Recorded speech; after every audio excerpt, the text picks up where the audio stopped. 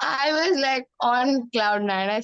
It felt like it felt like Radharani saying, "Who loves you more than me? Look at me." And I was like, "Yes." Okay, 12 o'clock, and I am zooming live now. Give me a minute. I think it's going live. Check. Share the.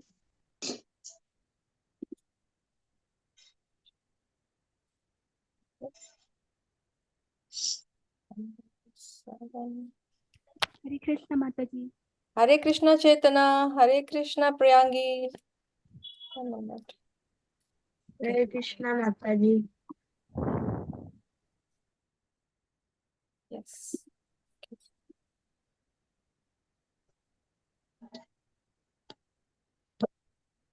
Give me 1 minute to go live.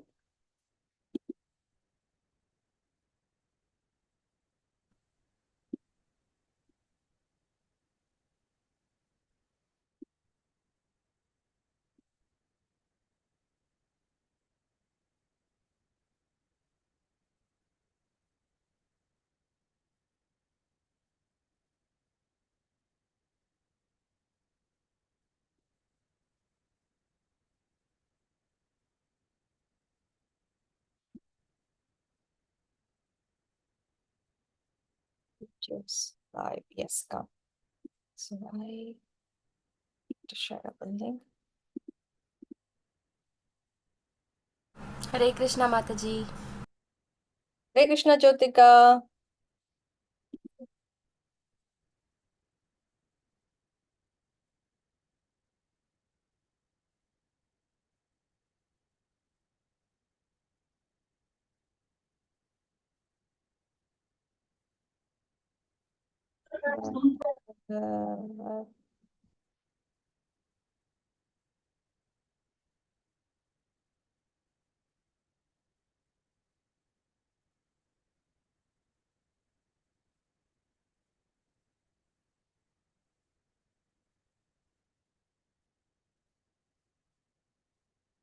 Okay, I just sent it.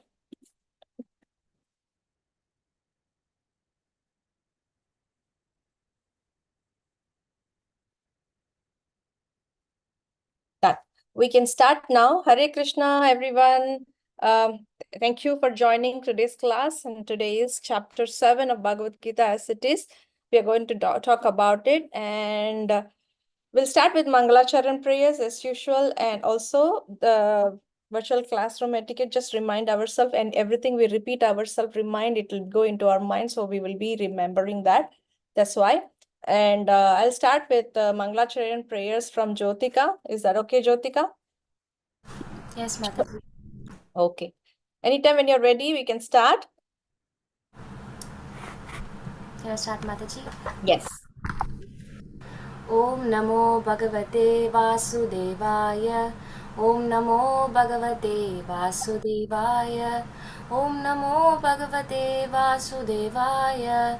Om Ajnanathimirantasya Jnananjana Shalakaya Chakshurum Militam Yenam Tashmai Shri Gurave Namaha Sri Chaitanya Manobishtham Sthapitam Yena Bhutale Swayam Rupa Kada Mahyam Dadati Swapadantikam Vandeham Shri Guru Shri Yudapadakamalam Shri Gurun Vaishnavamscha Shri Rupam Sakrajatam Sahagana Raghunathanvidam Tam Sajivam Sadvaitam Savadutham Parijana Sahitam Krishna Chaitanya Devam Shri Radha Krishna Padan Sahagana Lalita Shri Vishakhanvitamscha He Krishna Karuna Sindhu Dheena Bandhu Jagatpate Gopesha Gopika Kanta Radha Kanta Namostute Tapta Kanchana Gaurangi Radhe Vrindavaneshwari Vrishabhanu Sute Devi Pranamami Hari Priye Vanchakalpatarupyasya Kripa Sindhubhya eva cha Padithanam Pavanebhyo Vaishnavebhyo Namo Namaha नमो ॐ विष्णुपादाय कृष्णप्रेष्ठाय भूतले श्रीमते भक्तिवेदान्त स्वामिनिति नामिने नमस्ते सरस्वती देवे गौरवाणी प्रचारिणे निर्विशेषशून्यवादी पाशात्यजेशतारिणे जय श्री कृष्ण चैतन्य प्रभु नित्यानंद श्री अद्वैत गदाधरा श्रीवासादि गौर भक्तवृंदा हरे Krishna Krishna Krishna Hare Hare Hare Ram Ram Ram Hare Hare. Beautiful. Thank you so much, Jyotika. And today, what are we going to do is chapter 7. Before that, we'll have a short Hare Krishna, Nishita Mataji, Dandavat Pranam, all glory to Srila Prabhupada. Hare Krishna Mataji, Hare Krishna everyone, Dandavat Pranam, Jai Srila Prabhupada. Nishita Mataji is in Krishna Mataji. India and she's joining from there. Okay, we will have a short revision from chapter 6, then we'll start chapter 7. Although chapter 7 is very small and very important chapter, we'll get to know what it is in very short time. Before that, I'll hand over to Nishita Mataji to have a quick revision on chapter 6. Perfect. Thank you, Mataji. All right. So we'll just take the next 5 to 10 minutes, okay, to quickly revise what we studied last week. So who can tell me what is the name of chapter 6? Yoga. Huh? Dhyana Yoga Mataji. Very good. What does that mean, Dhanush? What does Dhyana Yoga mean?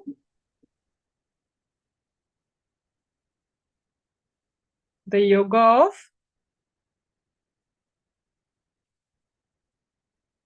What is Dhyana Yoga? The yoga of meditation. Can you all hear me? Lord, on the Supreme Lord. Yes, Mataji. Very good. Okay. So what did we learn about Dhyana Yoga? Remember, so Dhyana Yoga is also called what? Mataji, Dhyana Yoga or? heart of Bhagavad-gītā. Yes. Yeah, it is also Ashtanga Yoga, right? The 8 limbs. So can anyone tell me what those 8 limbs are?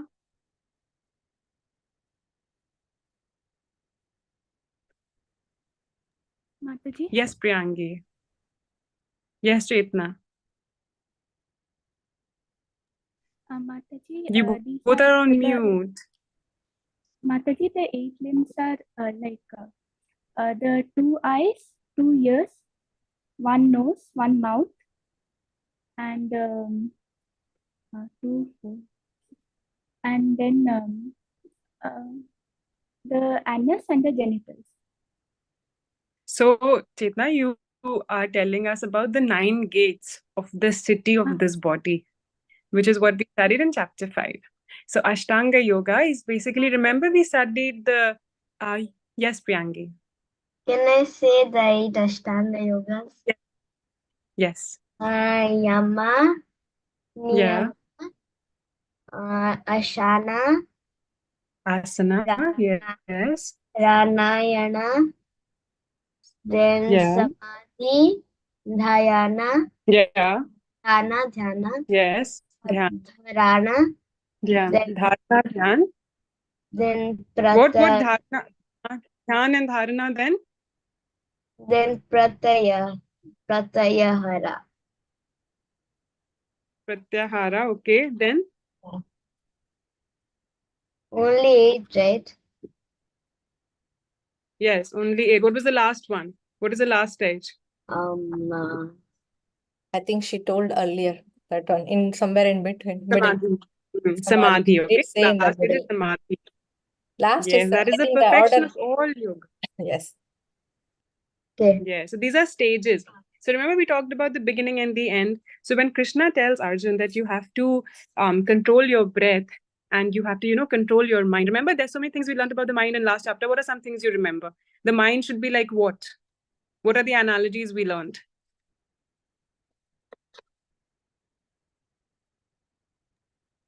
The mind should be like? Our No one friend. remembers anything. It Our can be a friend or an demon. enemy. Yes. And how do you make the mind a friend? By Chanting Hare Krishna, doing By some giving devotional service, by giving it a higher engagement. Yeah. So remember, we talked about the analogy of a caterpillar. The way a caterpillar moves from one leaf to the next is that it firmly holds on to the next leaf before leaving the previous one. So the only way we can detach ourselves from what our senses are attracted to is by firmly holding on to the leaf of devotional service. And the two prime things in devotional service is Shravanam and Kirtanam. So that's chanting and reading or hearing lectures. Okay. And then we also said that the mind was like, it should be like a lamp in a windless place. Remember that? There's so many things we learned about the mind, that we should conquer the mind, that we should, our minds should be still. It should be like a lamp in a windless place. It should not get agitated by whatever it is that the senses try to demand. Remember, we also studied about the hierarchy of the self. So does anyone remember what was the analogy? What can our entire self be compared to?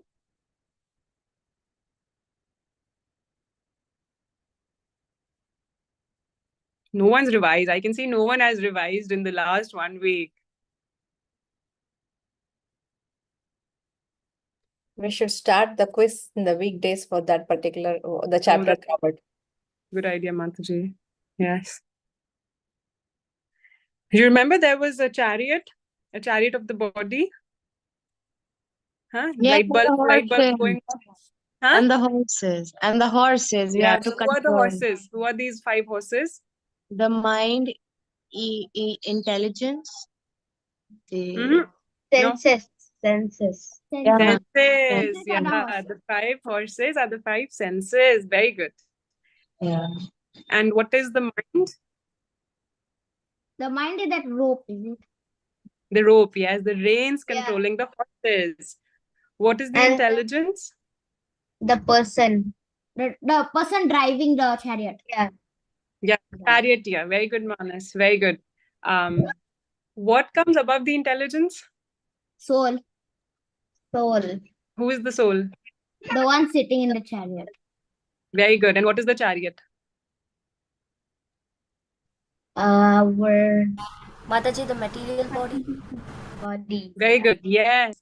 See, this is important. And the reason this analogy is important is because it really helps you understand as to what if the chariot is working smoothly, right? Then the charioteer is doing a very good job controlling those ropes which are controlling the horses. But if the horses go haywire, then you know what's going to happen to the charioteer and the person sitting on the chariot, right? It's going to fall off. So this is a very good analogy to understand how our senses work, to understand how our intelligence should work. Okay, so this is a very important analogy for all of us to understand. Who needs to go on mute? Ashrit. Okay, what else do people remember? So after Krishna tells Arjun about how he needs to, these are all the practices of Ashtanga Yoga, and he really needs to control his mind, what is Arjuna's reaction? It's very hard. It's very hard. It seems unsustainable, Krishna. I cannot do it. Right? But then you were all like, nahi, Mataji, it's easy for us. We can do it. Right? Then what do we learn? If Arjun is saying this is very, very hard, then what does Krishna say? No, you can do it by? What does he say? By suitable practice. Nothing anyone remembers. Nothing, huh? Suitable. What is the suitable practice for this age? Mataji, chanting. Chanting. Yes. Harinam Sankirtan. Devotional service. Yes, and remember then we also talked about how there's different types of yoga that we've studied about, right? Till chapter 6, we've studied about Jnana Yoga, Karma Yoga, Jnana Yoga, Ashtanga Yoga, and Bhakti Yoga. And then we also study how Krishna says that Bhakti, whoever is devoted to me in service, whoever is a Bhakti yogi is the supremost of all yogis. Has anyone learned that verse? Has anyone learned that verse? The last verse of chapter 6. Everyone's looking away. They're like, nahi. Okay. That is your homework now. Yes. Okay. And then there was an analogy that we also covered towards the end of the class where we said that, so if all other forms of yoga are like stairs, what is bhakti yoga like? Elevator. Yes. So who has the access card for the elevator? Who can Who help you has access the elevator? devotees? Devotees of the Lord. A pure Yes. devotee. Pure Okay. devotee. Yes, devotees of the Lord can help you get in touch with a pure devotee, but only so devotees of the Lord are like the people on that floor who can tell you, oh, by the way, there's an elevator here. But the only person who has the elevator access card is a pure devotee of the Lord because he is in constant touch with the Lord. Okay? So this is a very important analogy for us to remember also. So far we've covered 6 out of 18 chapters of Bhagavad-gītā. And at this point, Krishna, remember at the end of 5th chapter, he briefly introduced Ashtanga or Dhyana Yoga. Then he covered it in detail in 6th chapter. Now at the end of 6th chapter, he's briefly introduced Bhakti Yoga, where he's seeing the people, Yoginam api sarvesham, the topmost of yogis are the ones who are devoted to me constantly with love in devotional service, Bhakti Yogis. So now he's going to go deeper into Bhakti Yoga. So now what starts is the heart of Bhagavad-gītā. So this is the most important part of Bhakti Yoga of the Bhagavad-gītā that we are starting now. So I think that's it. And there was anything anyone else wants to cover from last week, or I think that's pretty much everything we covered, right? Okay. All right. Over to you, Mataji. Thank you, Mataji. Yes, and as Mataji said, revision is very, very important here. I understand that we are all learning many things. I mean, all the chapters in a very fast pace. So many verses in 1 week. It may be difficult. At least the most important ones, you cannot miss it. Like Yoginam api sarvesham, you cannot miss that verse. Because I'm going to start my this chapter 7 with that verse. Because chapter 6, the last verse, it says, Yoginam api sarvesham madgaterantaratmanah. Those who abides me and thinking me always within himself and who render service unto me are the topmost, the topmost yogi, right? The best of all. So Bhakti, Krishna concludes here, Bhakti Yoga is the best. And today's chapter is 7th chapter, is the first chapter of the Bhakti Yoga section. As we said, right, there are 3 sections in Bhagavad-gītā. First one is Karma Yoga, Bhakti Yoga, and Jnana Yoga. First, Karma Yoga, first 6 chapter completed.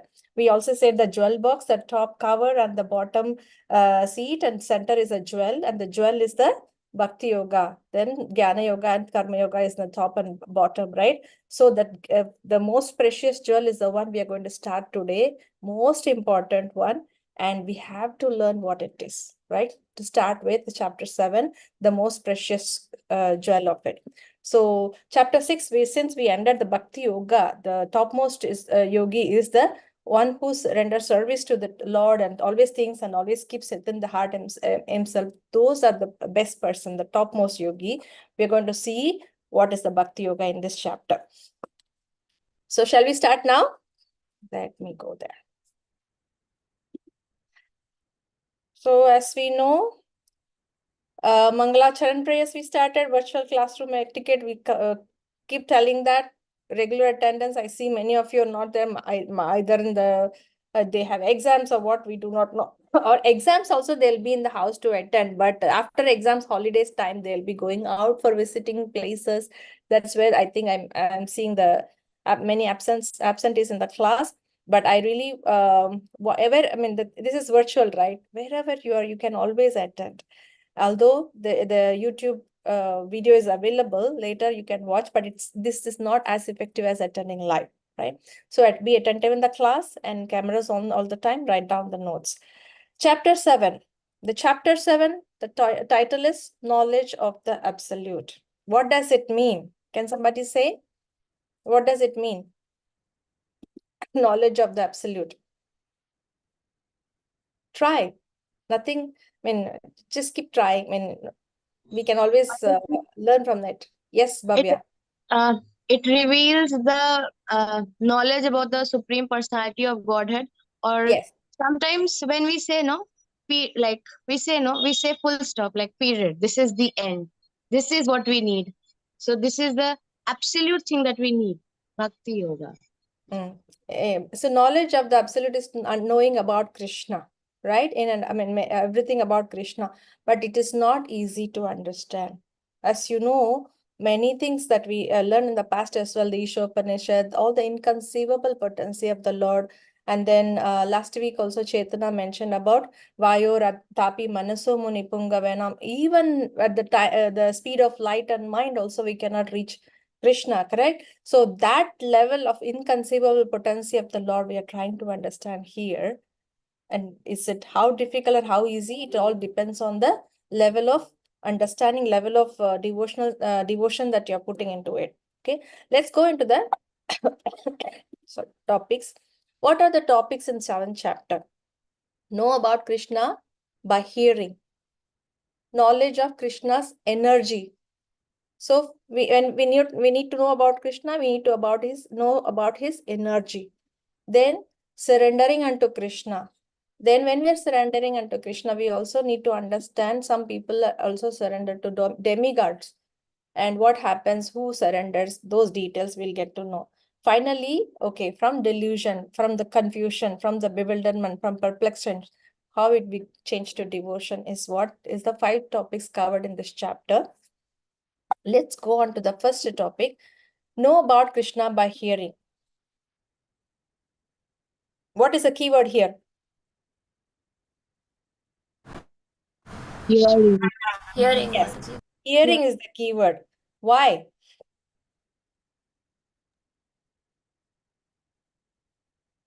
Okay. Who want to Because read? it's a very important part of devotional service, Shravanam, Yes. Kirtanam, and Yes. Who Shravanam. want to read this slide? Please raise your hand. Manas. Yes, Manas. Go ahead. Sri Bhagavan Vacha Maya Shaktamana Partha Yogam Yunjan Mahashaya Asamsayam Samagramam Yatha Jnanasitak Shrinu. The Yes. Supreme Personality of Godhead said, Go Now ahead. hear, O son of Pritha, how by practicing yoga and full consciousness of me, with mind attached to me, you can know me in full free from doubt. The Process last line. to concentrate mind.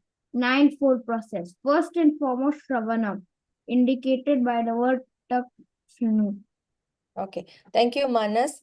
And I appreciate you attending the class. I think you have had some fracture in during your vacation period. I see you have the hands. Yes. So with that also you're able to attend. Is it very painful? No. It's just that your hand, you cannot use it easily. Yeah. Before painful, now no. Okay. So you're taking all the necessary medicine, right? No medicine not need, just this 1 week and Oh, this just the 1 week only. All right. no, That's 1 week, then depends if need to extend or not. okay. They may put a small one also, not this big, I think. But anyhow, good to know that you're okay, no pain, and it will, I mean, you're so young, and I think this will be easily, very fast, you will get cured. But thank you, Manas. Here is a Maya Sakta Manahapata Yogam Yunja Mad Ashrayah Asamsayam Samagram Yatha Jnasasi Tachranu. Samagram is a word I underlined here. Tachranu is another word I underlined here. Very important. So here the Supreme Personality of God said, oh, hear, give me your ears, you come and hear. So these are the things here. So, O son of Prita, how by practicing yoga and full consciousness of me, with mind attached to me, you can know me in full. So underlined word is full, right? So the main thing is the process of to focus the mind or concentrate mind to do any devotional service. There are 9 processes which we know: Shravanam, Kirtanam, right? Vishnu Smaranam. So in that 9 process, Shravanam is the first and foremost. Hear about. So if you want to know, this chapter is about knowing about Krishna. And if you want to know about Krishna, you have to hear. May I ask you a question? Hear from who? Can somebody say hear from who? Pure devotee of the Lord. Pure Here, devotee. yes, or our spiritual master. yes, directly from Krishna or pure devotees who are coming from the disciplic succession, right? Spiritual master should be coming from that disciplic succession. So we have to hear only from that. There are many people speak about Bhagavad-gītā. We shouldn't be hearing with all those ones, right? Because they interpret so much different thing that we will be out of sync with what exactly Krishna. So many one of the words in the future, I mean, in this chapter, you will get mudha. Mudha is what? Fool people, foolish people. Prabhupada says fool, right? And it is so difficult for us to, first time coming to the Krishna consciousness and hearing from such a devotee, and he says fool, and everybody sitting on the people are very big shorts or maybe wearing coats and this thing. But you're calling them fool. It looks like, why Prabhupada is telling like that? But he's telling as it is. Bhagavad-gītā, because Krishna is telling, and there is a reason for it. So you have to hear from Krishna directly or from the devotees of Krishna. Okay. Let's go to the next verse. Okay, before that, these two, can somebody say what this two story about? Quickly, 1-2 line. The first one and second one. What is the significance? Manas, did you raise hand just now or earlier one? Earlier one. Okay. Who want to say? At least the second one you all know. What is this story? Nobody knows? Please shout out. Is it the Uddhava Gita? I don't know. I'm not sure. No? Who's sitting in under the tree, the blue color one? Is this Sukadev telling Srimad Bhagavatam to Parikshit Maharaj? Yes, correct. Correct, Manas. Absolutely right. The first one is Prithu Maharaj. Who is Prithu Maharaj?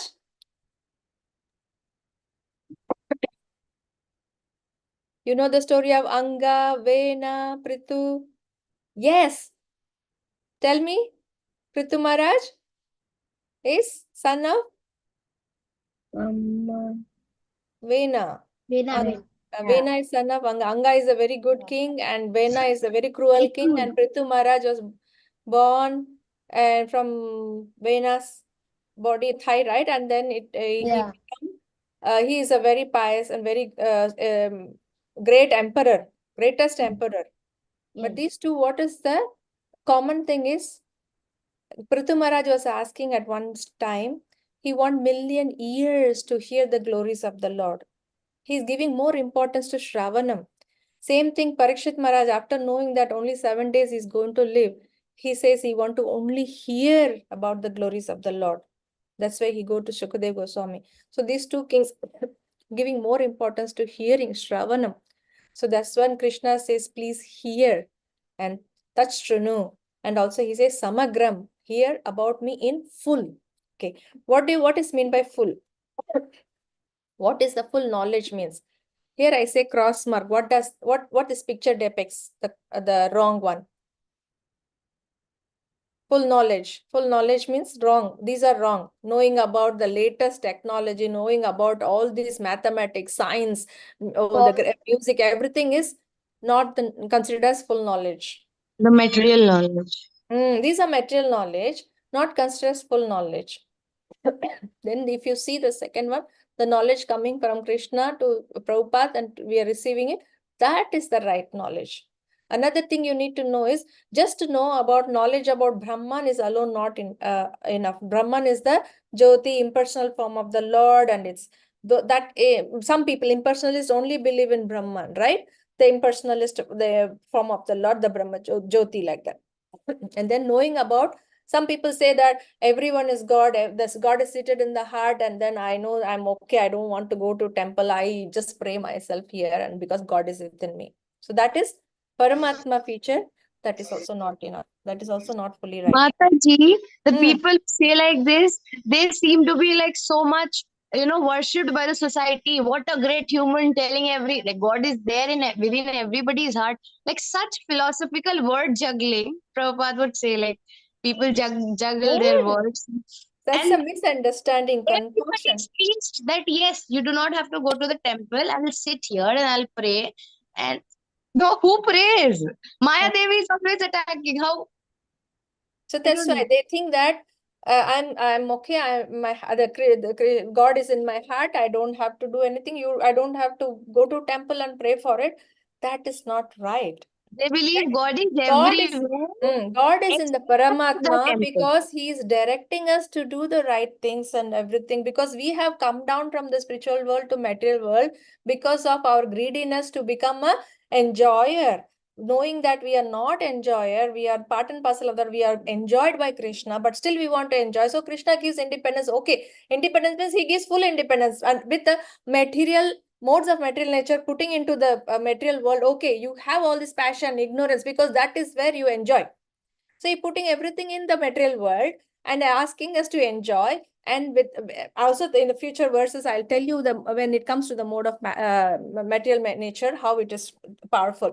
So that way, Krishna is seated in the heart. That's how Krishna says, I remember past, present, and future. Arjuna, you do not remember. That is the nature of Krishna, right? I remember everything because he is there in his everything is spiritual body. Everything is eternal about him. That's why it says that knowledge about Krishna is very important. Bhagavan is very important than Brahman and Paramatma. We don't stop there. We have to know about Bhagavan. That is where this chapter 7 is all about, knowing about Bhagavan, knowing about the absolute. First thing is you need to hear from the right source. Second thing is you have to hear in full.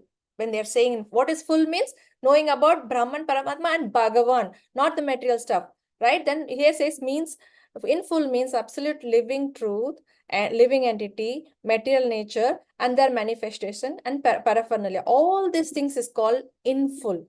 So we are going to learn about the living entity and their material nature, everything in this chapter, right? That is one thing. And without doubt, he says without doubt. So if you go back to the verse, oh, here, son of Prita, how by practicing yoga and full consciousness of me with mind attached to me, you know me in full, free from doubt, without doubt. These two are the words actually he's using here. Without doubt refers to the firm faith that Krishna is the ultimate knowledge and realization. You have to do that. So, whom to hear from? Only Krishna or pure devotee, not from the non-devotee scholar. Got the point? Let me move on to the next slide.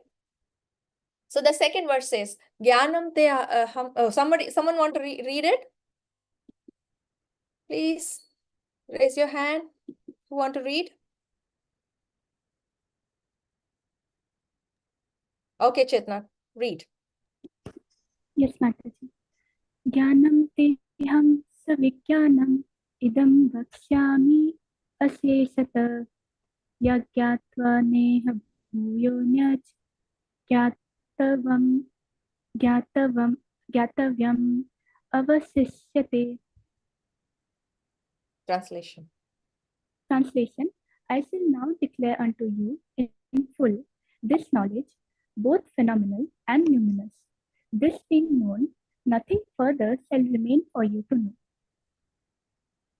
Complete knowledge includes knowledge of the phenomenal world, the spirit behind it, and the source of both of them. Here, thank you, Chetna. Here again, I have underlined Asheshataha, same as Samagram. Samagram is also complete. Asheshataha is also says in full. Now I shall declare unto you in full this knowledge, both phenomenal and numinous. Phenomenal, numinous is basically material and spiritual, both spiritual. I will explain to you, and there is nothing beyond that. Whatever I'm going to tell you is the full, nothing beyond that. He's confirming that. Hear from me, Arjuna, I'm going to tell you, and I'm going to tell you in full, and also both material and spiritual thing, and also the source of the both, right? This is the next one. Let me go on to the next one. Who want to read the next slide?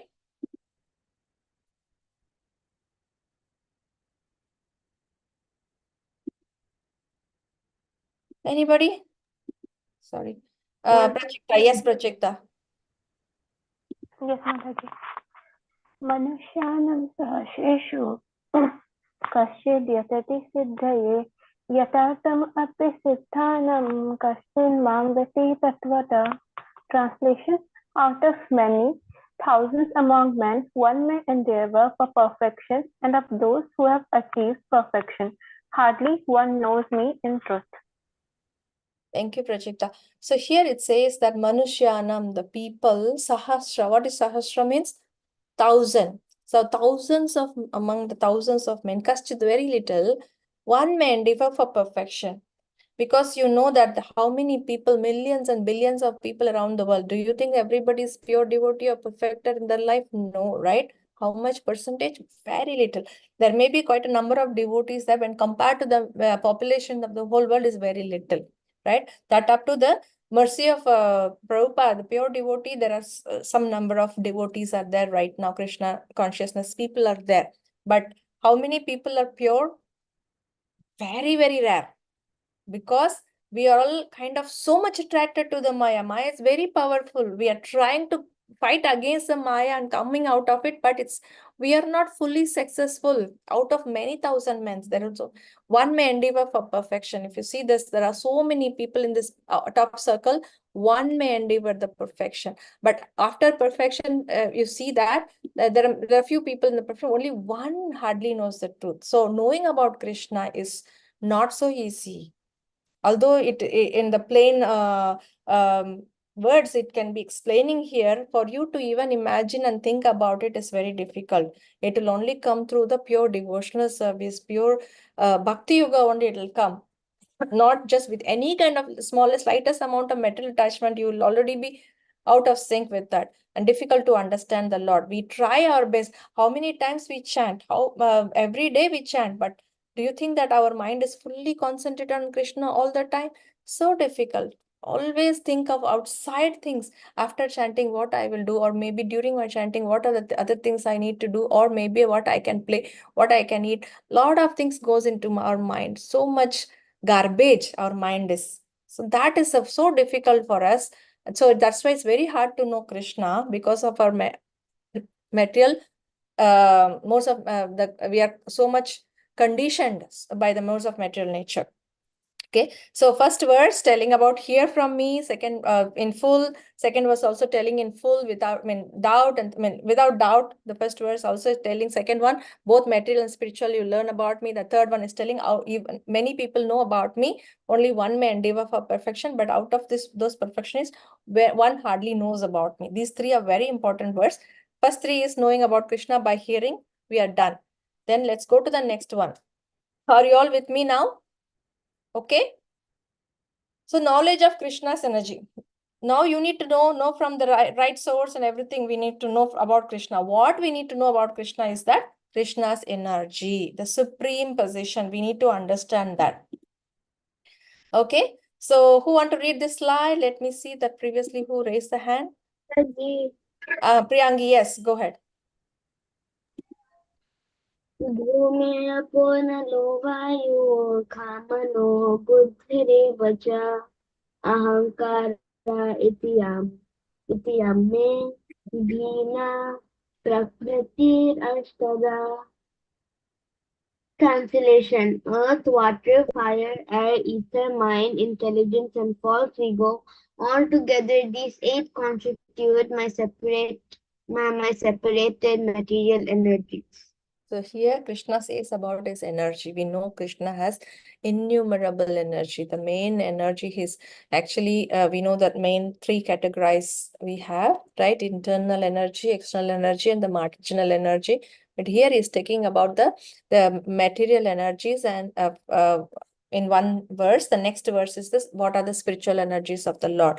So if you see material energy, what are those? Earth, water, fire, air, ether, mind. These are the what energies? These are 5. I have it in the slide itself. These are Material energies, Mataji. material, but just 5 of this what? First 5. Gross element. Yes, gross elements. The next one is mind, intelligence, false ego is also part of material energy, but they are subtle, where you cannot see them, you cannot touch them and all those things, right?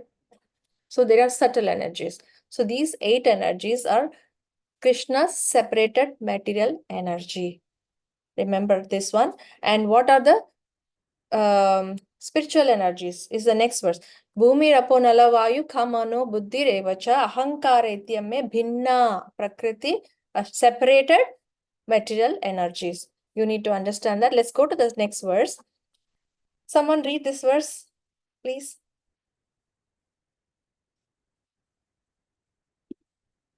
Jyotika, yes. Bhagavad-gītā 7.5 Apareyamitastvanyam prakritim viddhi me param jivabhutam mahabaho yayedham dharyate jagat. Translation: Besides these, O mighty armed Arjuna, there is another superior energy of mind, which comprises the living entities who are exploiting the resources of this material inferior nature. Thank you. And you see that here it is talking about the spiritual energies is basically the living entities. They're talking about the living entities who are using the material energies for their living, right? So these scientists these days, they only talk about material energies. The so-called scientists nowadays in this material world, they only do all the research about material energy. I remember one time we did discuss about Prabhupada going in the one of the American university, right? He was first went and asked to the students or everyone that is there any department which talks about the soul, is talk about the living entity which actually making the life? No such department. They all talk about only all the material stuffs, material energy stuff, right? So it was really a surprise. But in one of the book of Prabhupada book, Easy Journey to Other Planets, he did mention that one of these days the scientists agree that if there is a material energy, there must be an anti-material energy must be there. They are kind of understanding. Finally, they are coming to the understanding there is equal and opposite reaction similar to that. If there is one energy, there must be anti-energy. So we know there is a material energy exists. So there must be an anti-material energy, which is a soul, spiritual energy does exist.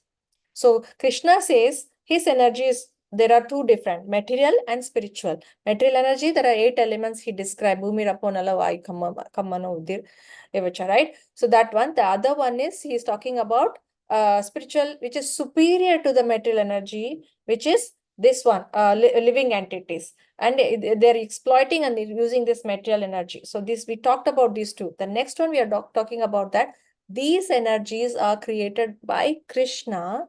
It comes from Krishna, but Krishna is the owner, creator of it, but he doesn't belong to any of this. That's very important to know this knowledge. So all created beings have their source in these two natures of all that is material and that all that is spiritual in this world. Know for certain that I am both the origin and the dissolution. I do this one. So first thing is we understand there are energies, different energies, and these energies, the origin is Krishna, and he is the one created and destroyed. So this is the knowledge about Krishna on the energy. So far you're with me? Any questions? No, Mother. So the very important verse is this, the next verse. So although we know about energy, it's a very, very, very important verse, and Srila Prabhupada has quoted in n number of times this verse. So I want someone to read this one before we go into the details. Who want to read? Raise your hand, please. I will call upon someone. Sashank, can you read this? Sure, Mataji. Mata prartaram nanyat kinchid asti dhanam jaya maya sarvam idam protam sutre mani gana iva. Translation: O conqueror of wealth, there is no truth superior to me. Everything rests upon me as pearls are strung on a thread. Thank you so much, Sashank. Mattaha parataram nanyat. Nothing is superior to me. Whatever is, I am the superior to all. This is very clearly mentioned. Kinchid asti. Kinchid is very little, small. So, no, not even small, little bit is superior to me, right? It's not, he doesn't say that no one is superior to me is actually the thing, but Kinchit Asti is a very, even a little bit is also not superior to me. Everything is, he is a superior, not even equal. What to say superior, not even equal, but not superior. Mayi sarvam idam proktam. Everything, sarvam is everything, all the living and everything, right? And living and non-living. Idam proktam, it is strung upon me like sutre mani gana iva. The pearls are strung. The money is a pearl. Pearls are strung in a thread. You see the pearls here in the picture. They're strung in a thread.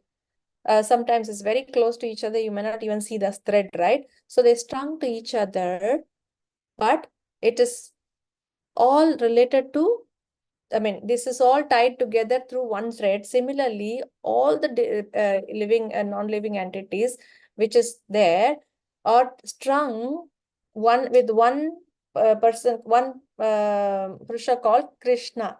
They are all tied to Krishna. As you all know, Krishna is seated in everyone's heart, Paramatma. Similarly, that is where we are all connected to Krishna, like a pearls connected in the thread.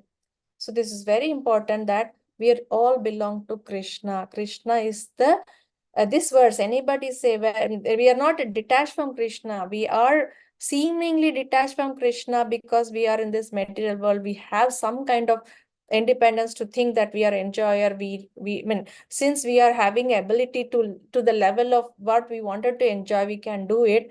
So we, as long as we are young, we are able to do things what we think that we are all good, I can do myself, I don't need any help. So that's where we are, we thinking, that is an illusion, we are doing it, right? We are, but actually we are connected to Krishna. Krishna is the one who is guiding us, sitting in our heart as a Paramatma. Yes, Bhavya, you have some question? Or you have, Mataji, why here? Mataji, here it is written, O conqueror of wealth. Why is this used? Dhananjaya. Krishna is using Dhananjaya. Of course, they may be talking about pearls. He is actually Dhananjaya means he is a conqueror of wealth, right? Arjuna is a conqueror of wealth. So he need to understand also, your conqueror of wealth, you need to understand. So he's telling it through the pearls as well. As the pearls tied, all the living entities are tied through me only. So it's just addressing the Lord, I mean, addressing the Arjuna as Dhananjaya. Okay. So let me go on to the, so this verse is very important, as like we said that last sixth chapter, Yoginam Api Sarvesam, last verse you all must memorize. I want you to memorize this verse also. Mattah Parataram Nanyat Kinchidasti Jananja. Very, very important. Mayi Sarvam Idam. Actually, it is, if you understand word by word, Mayi Sarvam Idam Proktam Sutre Mani Gana Iva. Every word you just understand, you remember this pearls, you will remember the verse so easily. You don't have to memorize as such. Just reading once with the meaning, you will know the. And first line, each one line, you try to visualize it, or you try to draw, or you do something, add a picture to it, and you will be able to understand. Every single verse, every single line, I will not be able to put a visualized picture here. It is very good if that is the case, if you're covering 1 or 2 verses per week, but we are covering the whole chapter. That's why I'm not putting here, but it's very good if you can do it yourself. Okay. The next verse, someone want to read, because this chapter has a lot of important verses. I'm actually selected many verses to read, but some I did skip some verses. Not all 30 verses are here, but there are many there. So all the verses I want at least one of you to read. Who's the one? Maybe I'll pick up. Yogan, can you read this verse? Also very important verse. Yogan. Okay, Mataji. Rasoam apsu kaunteya pravamsi sasi suryayo pranam va sarva vedesu sabda ke purusam nasu. Translation. O son of Kunti, I am the taste of water, the light of the sun and the moon, the syllable Om in the Vedic mantras. I am the sound in ether and the ability in man. Thank you, Yogan. So in the previous verse, we saw that Mattaha Parataram Nanyat, right? How we say that Krishna is connected everywhere. He says that, correct. There is many verses also is there. One verse you will be knowing, you have known that in the past is Brahma Samhita. Brahma Samhita, there is one verse called 535. Ekopyasav. Anybody wanted to try? Whosoever know this verse, Ekopyasav? Yes. Ashrit, Ekopyasav?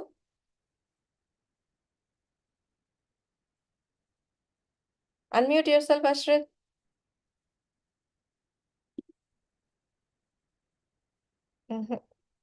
I cannot hear you. Nanda, can you read? Can you tell the verse Ekopyasav? Mataji, now can you hear me? Yes. Okay. Ekopyaso rachaitam jagadanda kotim yachakterasti jagadanda chayaya danta andantarasta paramanu Jayantarastam. jayantarastam govindamadi purusham tamaham bhajami. Thank you, Ashrit. So this verse says that Andantarastu Paramanu Chayantarastam. Basically, Krishna is there in Andantara, whole Brahmanda, the whole universe is there. You know the three Vishnus, right? Mataji, many times I've told Nishita Mataji about the Krishna is plenary expansion. There are three Vishnus, Karanadakashayi Vishnu, which is also called Mahavishnu, Garbhodakashayi Vishnu, and Kshiradakashayi Vishnu. So Mahavishnu, who is Karanadakashayi Vishnu, when he's lying in the Karana ocean, when he's exhaling and inhaling, every exhale from each pore of his body, one universe will come, created. That universe, Brahma will be there and he will create all the living entities, and then when he inhales, that universe will go inside. Basically, that's a destruction of the universe. And that exhale and inhale, one time, that universe, life of universe, we already discussed so many times. How many years is one day of Brahma, one kalpa, which is 1,000 divya yugas, and that is one night again, 1,000 divya yugas. That is one day of Brahma, day and night. That is like that 100 years Brahma will live. That much time universe will be there. So that life of the universe is the exhale and inhale of the Mahavishnu. So that is Karanadakashayi Vishnu, where the universe forms. So Krishna is there as a Mahavishnu creating the universe. And then he is also there in each universe. There is a Garbhodakashayi Vishnu. From his navel where Brahma comes and he creates all the living entity, right? So Garbhodakashayi Vishnu is there in the every Brahmanda, every universe, right? And then Andantarasta Paramanu, Anu is atom. Every single atom in that universe, the living entity is also the Krishna is there as a Paramatma. So that's where he is there everywhere, right? It says he's everywhere. And then what, it's always easy to say that he's connected, right? Connecting all the entities, right? Living entities. So that's how it is. He is connected and connecting. He's connecting. We are connected. Like pearls are connecting, strung through the thread. Like that, Krishna is, we are connected and strung through Krishna. So remember this verse, Mattaha Parataram Nanyat. Also remember the verse Ekopyasa, which is actually linking, telling that Krishna is everywhere, all pervasive, right? It's there everywhere. So this verse 7.8, Rasoham Kap. Now, okay, Krishna says that you hear from me, you hear in full, and from the right resources, all those things said. And he also said, this is my energy of material energy. This is my spiritual energy, and I am source, and I'm the dissolution, origin and dissolution. This much he told before. Now he's telling that I am the one. Sorry. Now he's telling that everyone rest upon me, everything rest upon me like a pearl strung on me.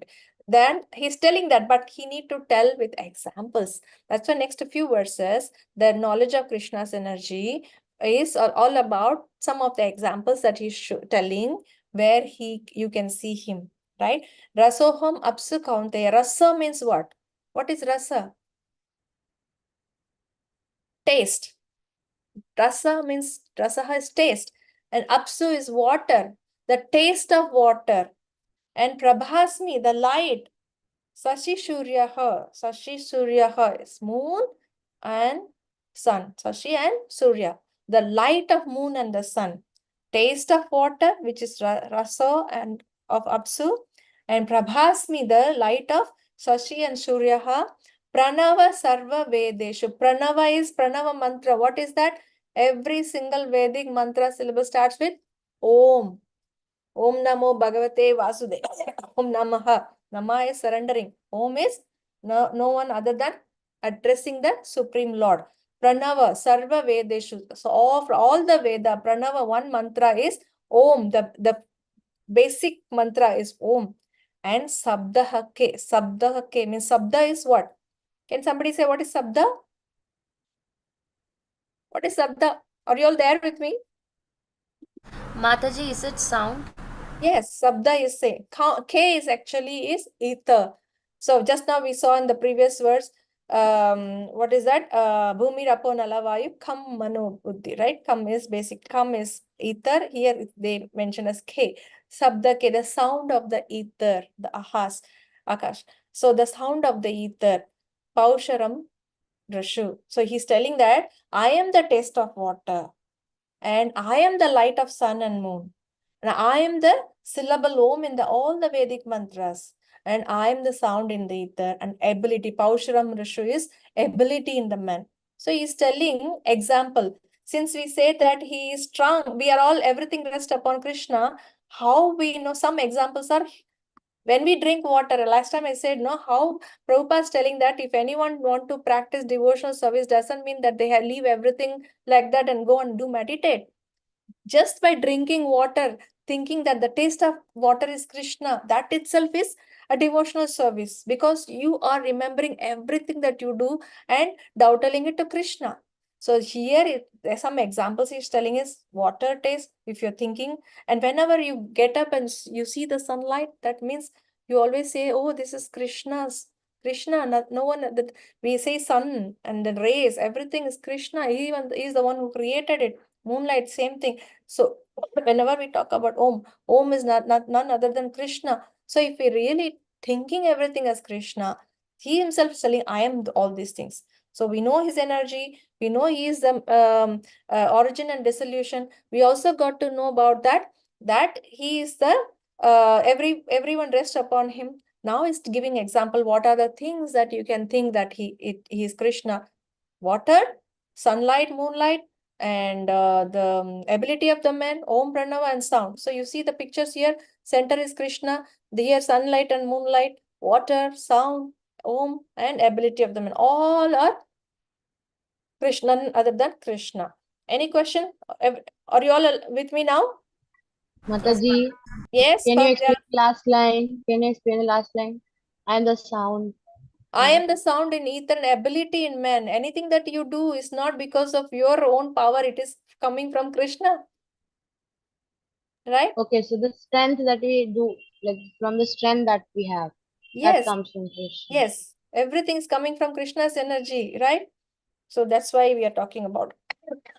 Now, 7, 10, and the 9, 10, 11, 3 verses. I didn't put the verse details, but the meaning is there. So he's another few more examples. I am the original fragrance of earth. You see, Punyo Gandha Pritvyam. Punya Gandha. Gandha is smell, right? So the original fragrance. Punya is original. Punya. Prithvyam is earth. So Punya Gandha Pritvyam, which is the original fragrance of earth.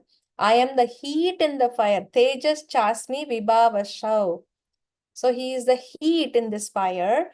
I am the life of all the lives. Whatever the living entities, when we see the life is actually Krishna.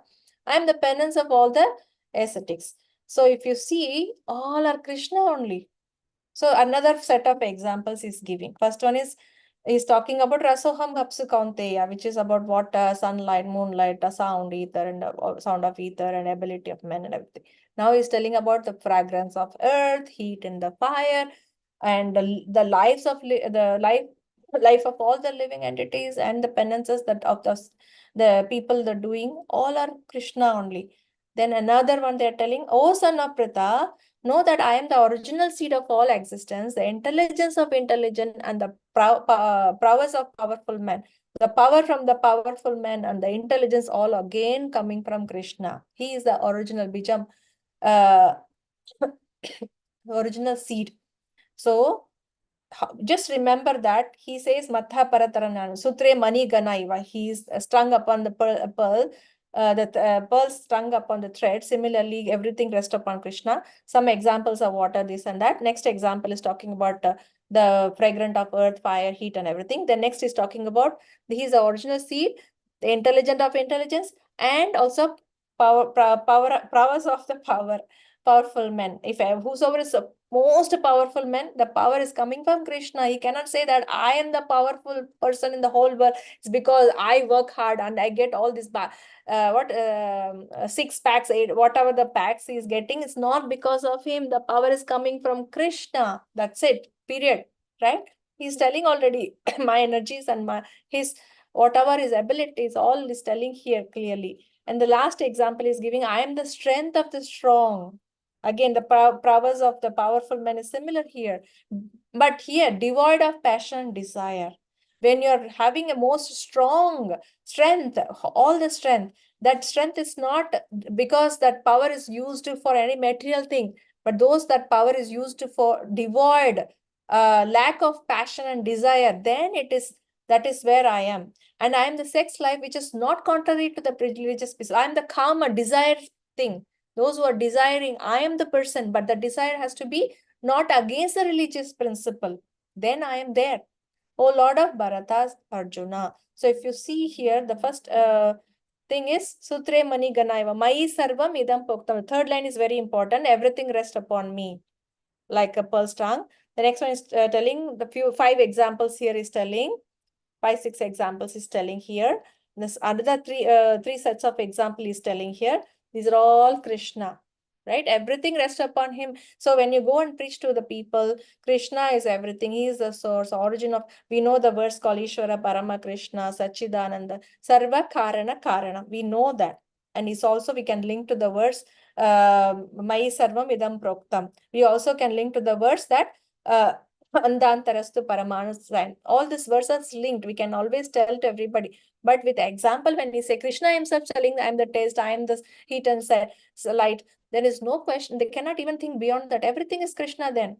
So it's very few examples Prabhupada also gives, like when he, every time when he drink water, he will always think, of course, taste of water is Krishna.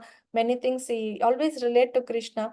I remember one time, I used to go, nowadays I don't get time. Previously, I used to go morning walks. When I go for a morning walk, there is a very beautiful park connector walk is there. And I start from home 6:15, 6:20. So by the time I walk to a place where there is a bridge, a beautiful bridge, and the nice river flows down. And where you can see a beautiful sunlight. The sun really rises with a red, and you can see the full, and it's somewhere around 7:05 to 7:10, the sun will rise, and I will be ready with my phone and camera. Many times I've shoot the full video of the sun rising sun. That's all, right? My poor intelligence and zero intelligence and my poor Krishna consciousness, I only enjoy walking. I enjoy watching sun. So one day I took Vishwamba Prabhu with me. He rarely comes with me. One day I forced him in the morning. He comes with me. Then the walking is very tough for him, but I like walking. So somehow I dragged him. So all the way walking, he see one, what is that? Chameleon. He see one butterfly. He started praising the Lord. Oh, beautiful Lord, how beautiful these creations you could make. I never did that, right? Then I walk further down, and then I go show the sunrise to him. He was enjoying, and immediately he started praying Brahma Samhita, Yet Chakshuresa Savita Sakala Grahanam, because sun is the source of sun is Krishna. Here it says. So they immediately is able to link it, and I was so stunned and shocked, ashamed myself. I've never done that, right? So when you see things around your world, whatever is happening, it's happening because of Krishna. That's where your devotional service already in there, right? It's very important to know about it. So let me go on to the next one. Krishna's energy, the last slide. The 3 modes of material energy is coming from Krishna, which we all know, right? Mode of passion, goodness, passion, and ignorance are coming from Krishna as well. So this verse is manifested by Krishna's energy, that 7:12. And then Lord is above all the modes and inexhaustible. You have to remember these 4 points. 7:13 it says, Lord is more above all the modes. Although he has created these 3 modes of material nature, we are subject to the 3 modes of material nature. The Maya is so powerful, it's attracting us, but it doesn't attract Krishna because he is above the modes and inexhaustible. Right? The last verse, did I put 8? Sorry, it's 7.14. I'll correct it. 7.14, it says, Devi, anybody want to read this verse? The 7:14, sorry. I will let you read the verse in the translation. Anyone? Who want to read? Another important verse. Let me see. Kushal, you want to read this, Kushal? Sure. Yeah. Daivi ऐसा दैवी ये ऐसा गुनामाई मम माया दुरत्याया मम एवा ये प्रपाद्यन्ते मयम एतम तरन्ति ते. Thank you, Kushal. Very, very important verse. The last 2, if you see, difficult to overcome, surrendered person only can cross easily. These 2 points in the middle, you see, this divine nature. You can read the translation also, Kushal. Okay, this divine energy of mind, consisting of 3 modes of material nature, is difficult to overcome. But those who have surrendered unto me can easily cross beyond it. Thank you. You see the picture below. Durga is actually, kind of killing her. It's that much difficult really to overcome because we are so much attracted, very, very strong. Because Krishna is powerful, the most powerful person, and the energy created by Krishna, the modes created by Krishna, the Maya created by Krishna for us to enjoy because of our adamant nature of wanted to enjoy, created this material world with these 3 modes of nature, is also powerful. Cannot be not power, right? Powerful. Why? He makes it more powerful, make it more difficult for us to overcome. If everything is so easy, we don't think of Krishna. We don't even think anything. There is in this world, everything happens, whatever we think happens nicely, happily. There is nothing that we learn from it. There is, because we have come, because this is a prison house. We have made a mistake in the spiritual world. We have come down to the prison world to learn, to correct our mistakes and go back to our spiritual world again. So how to correct? By imposing the strict, stringent rules for us. The strict and stringent rules is covered with the Maya, which is so powerful, we are unable to come out of it. If we are able to come out so easily, we don't think of Krishna. We always think, I am happy here in the material world. I don't want to go anywhere else, right? Even if it's strict and stringent rules, so powerful, so much miseries in the life, still we wanted to live here, as we know that the Indra story, when he became a hog, he wanted to enjoy the hog's life with the family of hogs.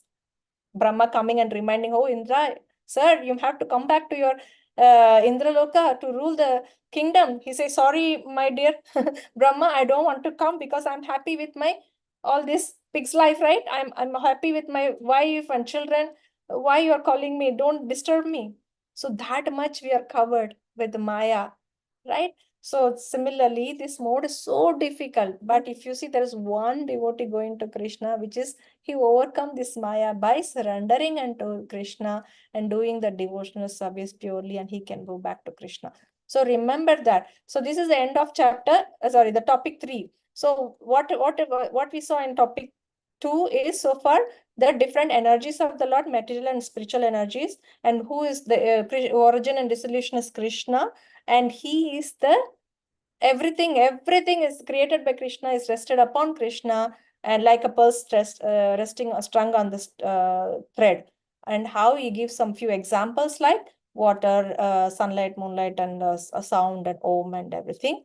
And there's few more examples. He gives the fragrance of the original fragrance of the earth, heat of the fire, and the life of the living entities, and tapasya, strength, intelligent, all those things he's telling about. Few more examples. And finally, it talks about 3 modes of material nature is the energy also, which is, these 3 modes are created from the Krishna's energy. and this, but Lord is not under these modes, but we are under these modes, very difficult to overcome. Only we can cross by surrendering. So this is the topic 2. You're all with me so far? The first topic is for hearing. Second topic is talking about Krishna's energy. Now the third topic is surrendering unto Krishna. Knowing about these are about Krishna, energy, and everything is Krishna. Then now we have to surrender. Who is the controller of the mode, right? Now we see that. Anyone want to read this verse? Please raise your hand. Nanda, can you read, please? Are you there, Nanda? 4 kinds of unfortunate people who never surrender to Krishna. Bhagavad-gītā 7:15. Namam duskritino muda prapadyante naradama mayaya partha prahita jnana ashuram bhavam ashritaha. Translation: those miscreants who are grossly foolish, who are lowest among mankind, whose knowledge is stolen by illusion, and who partake of the atheistic nature of demon, do not surrender unto me. Thank you, Nanda. So here you see there are 4 kinds of people who do not surrender unto Krishna. They are very unfortunate people. Namam duskritino muda. Duskritino muda. Krit is the what to say? Duskritino is miscreants. There are bad people who does bad things. So who are the bad people? Muda, Naradhama, who are covered by Maya, Bharata, Jnana, Ashram Bhava, Astritaha. They are atheistic people. There are 4 people. Muda is foolish people. Just now I was telling earlier, right? In Bhagavad-gītā, it says Muda means Muda, fool people. Why they are foolish?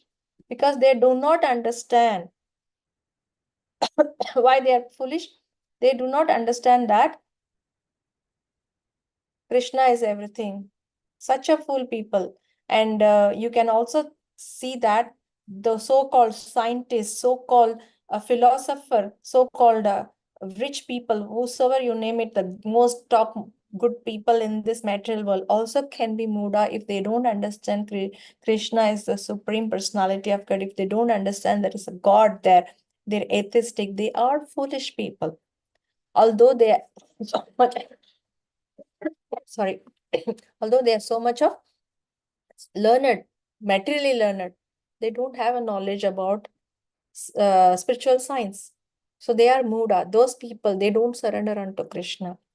Naradama, who is Nara and Adama? Naradama is, Nara is man, human being. Adama is lowest of mankind.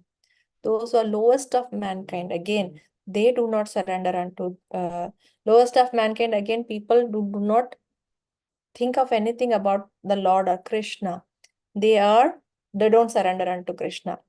Then those are stolen by, the knowledge is stolen by the illusion. They have knowledge maybe, which is again, they can be a highly knowledgeable person materially, but they only think that whatever the knowledge they have is for their material benefits, to become a very topmost scientist in the world. The famous is covering, they become fame.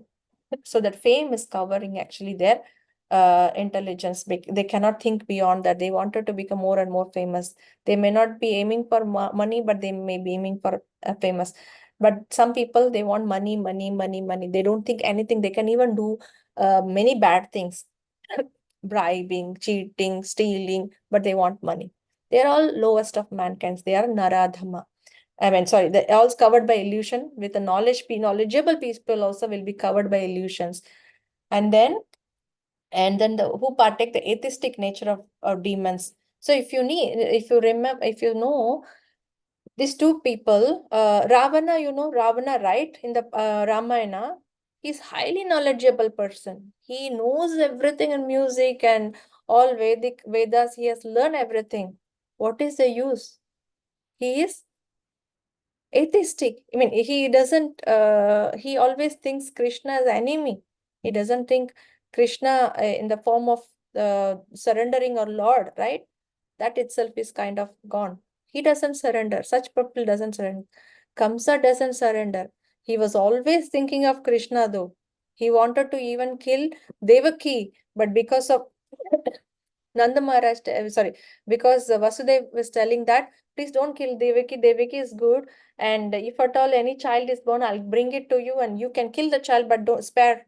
So because Vasudev wanted to buy some time, so that way when the child is born, he thinks that he can do something else, but immediately don't want Devaki to be killed. So that way he saved Devaki, but Kamsa leaving Devaki aside, then he was killing all the other child, right? But then because every time he was thinking that the child who is going to be born will be killing him, so you don't want to take that risk. When after the child is born, he came to know that child was shifted, moved, swapped and everything. He go and try to kill the child, sending so many demons. That means thinking about Krishna all the time doesn't mean that he is meditating upon Krishna in a way where we wanted to surrender unto him.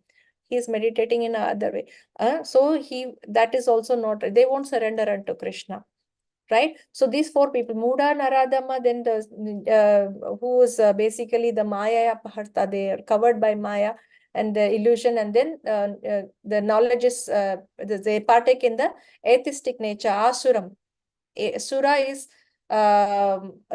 demigod, right? Asura is demons, basically, not demigod. So they are demonic nature. They are all they don't surrender unto Krishna. So remember, when surrendering unto Krishna first starts with the four kind of people who doesn't surrender unto Krishna. Then the next verse says four kind of people who surrender to Krishna. I want someone to read this verse. Who? Today, we don't have Avigna Avigyan, who always raise the hand. That's why I'm missing that loud shout outs. Who can read? Lokesh, can you read, please?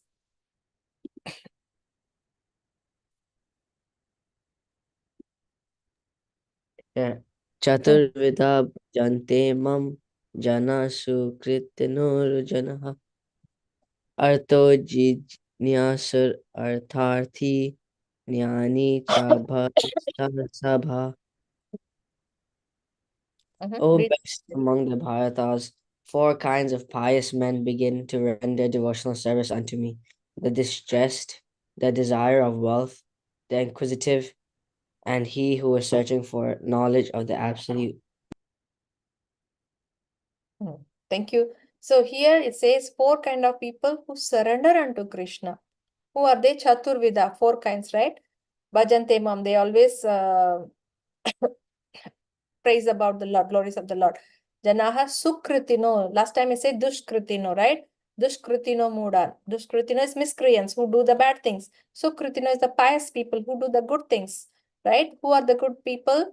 Artho, Jignashu, Artharthi, Jnani. So who are the Arthar? The distressed. Jignashu is desirer of wealth.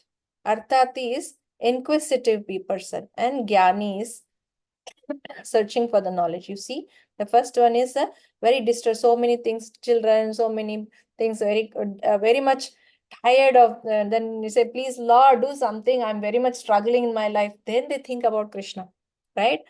We most of the time in India, before I come to Krishna conscious, I remember we go to temple when we have problem. Just tell to the Lord, please Lord, take away all my problem. I'll buy you a coconut, I'll buy you something and offer to you. So it's a kind of trade business. You know, Mataji, bribing. Yes.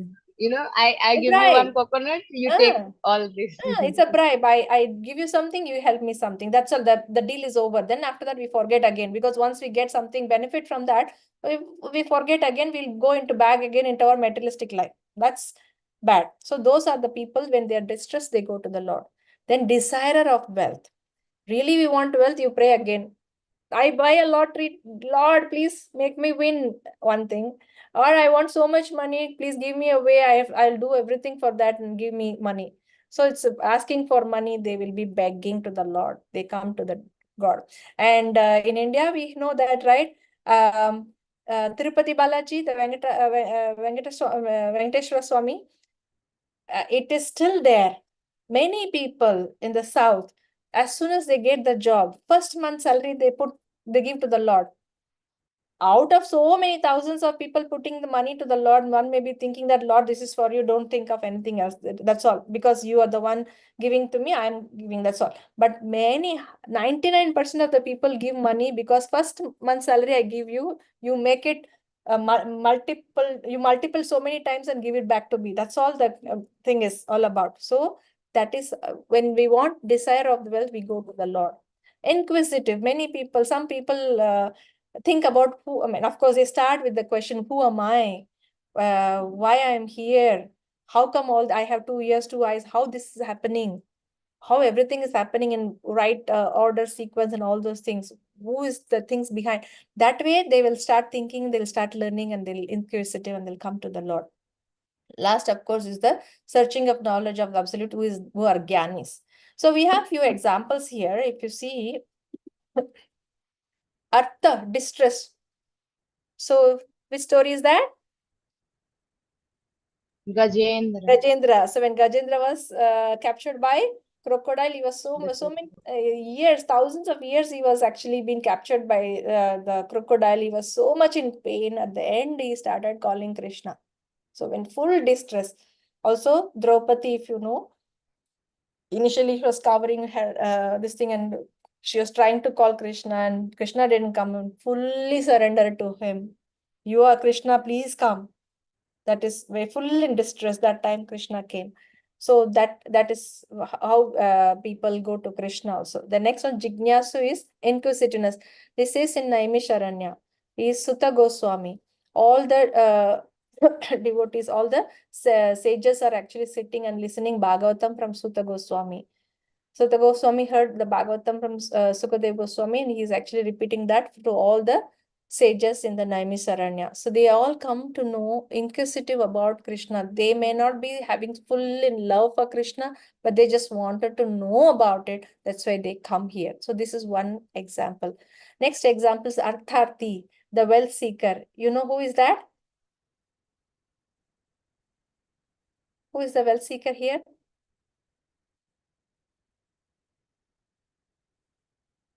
Anybody try? Dhruva Maharaj. Yes, Dhruva Maharaj. Dhruva Maharaj, he wanted the biggest kingdom, and he wanted to rule the world because he was being thrown out of his father's lap by stepmother, right? So this is, he went and did all the studies only thinking of wealth. But once he see the Lord, then you know the story, right? He was looking for the piece of glass, but he got the precious stone and all those things. So that is one of the example from our Vedic scriptures. Then another one is Jnani, of course, wise. Then which is Parikshit Maharaj asking from Sukadeva Goswami also. He's not just for inquisitiveness he's asking. He's already wise, wanted to know about Krishna, always hear about Lord. That's why he's coming again to the Lord. So this is in the Vedic history that we have examples. They have come to the Lord, but they become devotees of the Lord. After they have come, they learn, they become devotees. It so happened in this world, in this Kali Yuga, we also go to the Lord with these 4 things, right? Artha, Jignasur, Artharthi, Jnani. 4 types of the people surrender. This Kali Yuga also we might go with out of distress, out of asking for wealth. But at least if we go to Krishna, then we get the knowledge. That's where is all the Krishna conscious moment is all about. With Prabhupada, this actually created this moment. When you come to you just simply come. We will give you the knowledge. We will tell you all about it. Then your transformation will happen.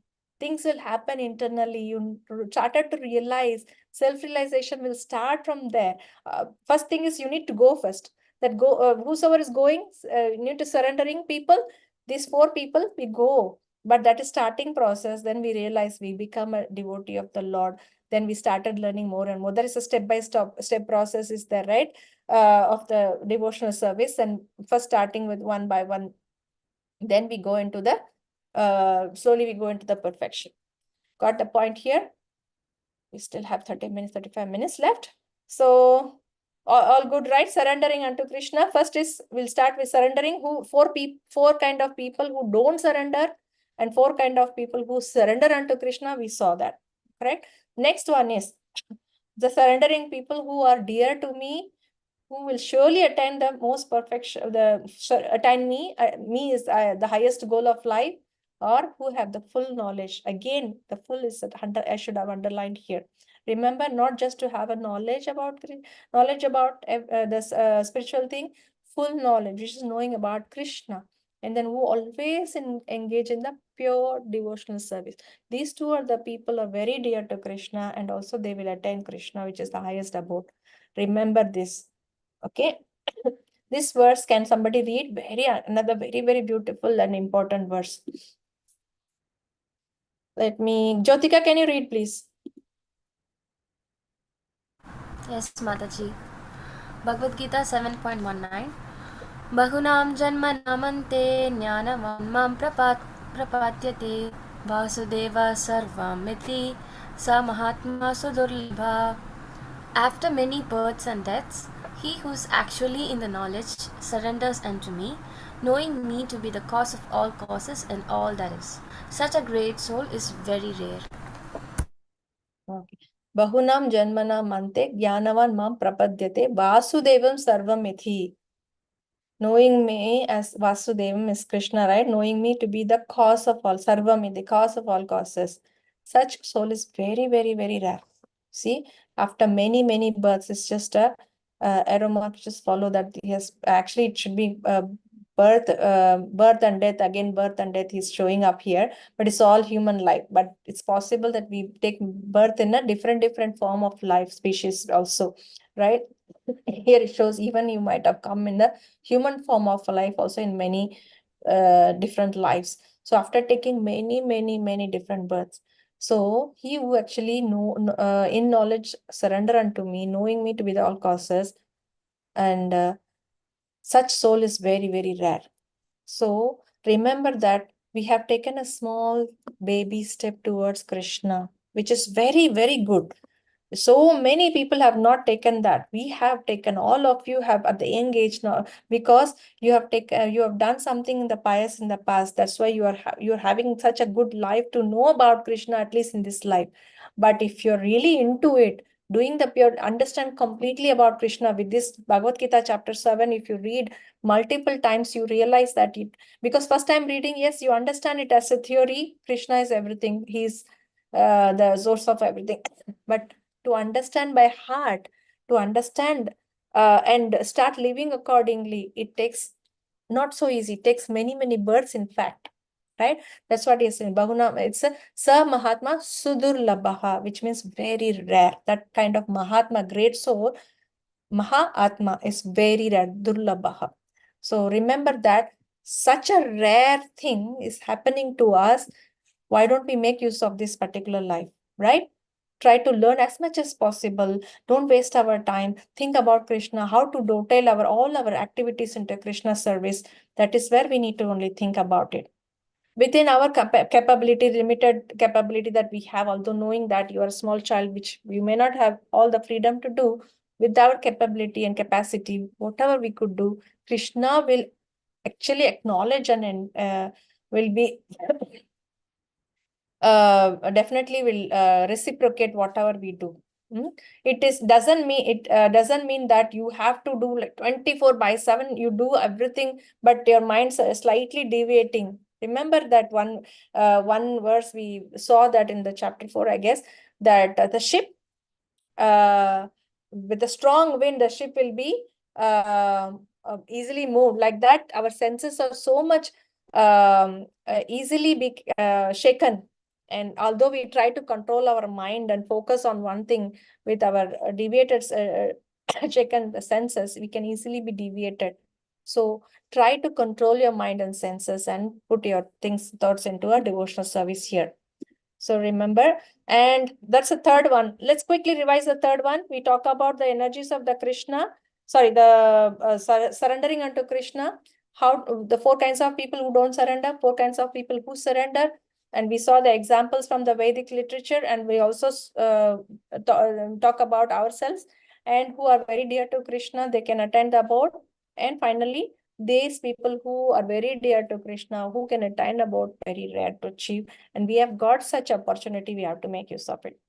Then 4th one is worshipping other demigods. So in this knowledge about Krishna, we also so we know that energy is material, spiritual, all there, right? We also need to know about demigods and how they are subordinate to Krishna. In these verses, you will get to know. So one is who worship demigods. Those who have material desires. Those who have material desires, of course, worship demigods. When, as we all tell just now, we tell, right? Anytime when we go temple, we ask for things, either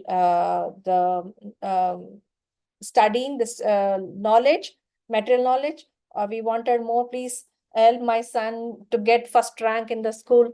Mothers or father will be praying to Lord Saraswati.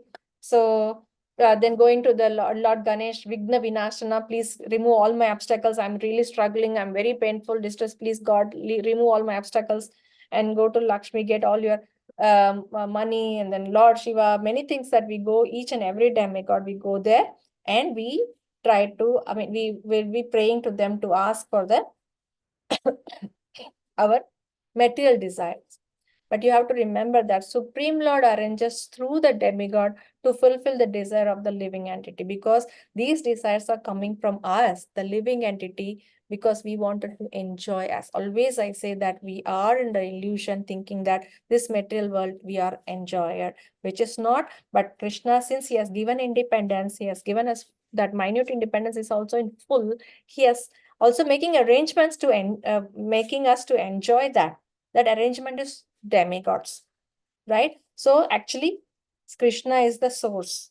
He is the one actually making all these demigods to fulfill the desires, giving the benedictions to us. And remember that not a blade of grass moves without the will of the Supreme Lord. You cannot think that it's all happening by Lord Saraswati or demigod. Indra is giving the, Varuna is giving this thing, rain, and Vayu is giving our wind and everything. Why I should pray Krishna? I'm whatever I needed, I'm getting it through demigods. I pray each demigod with their all the oblations that I will go and give all the offerings to the demigod. I'm getting it. I'm fine. I'm happy. Why I will go to Krishna? But this is what you need to remember. He, Supreme Lord, is the cause of all causes. And if we are thinking that Krishna is not there, then the blade of grass will not move. What to do with the demigods? They cannot do anything. So this position of the Lord, position of the demigods, you have to understand in these verses. So who want to read this verse? Is another very important verse.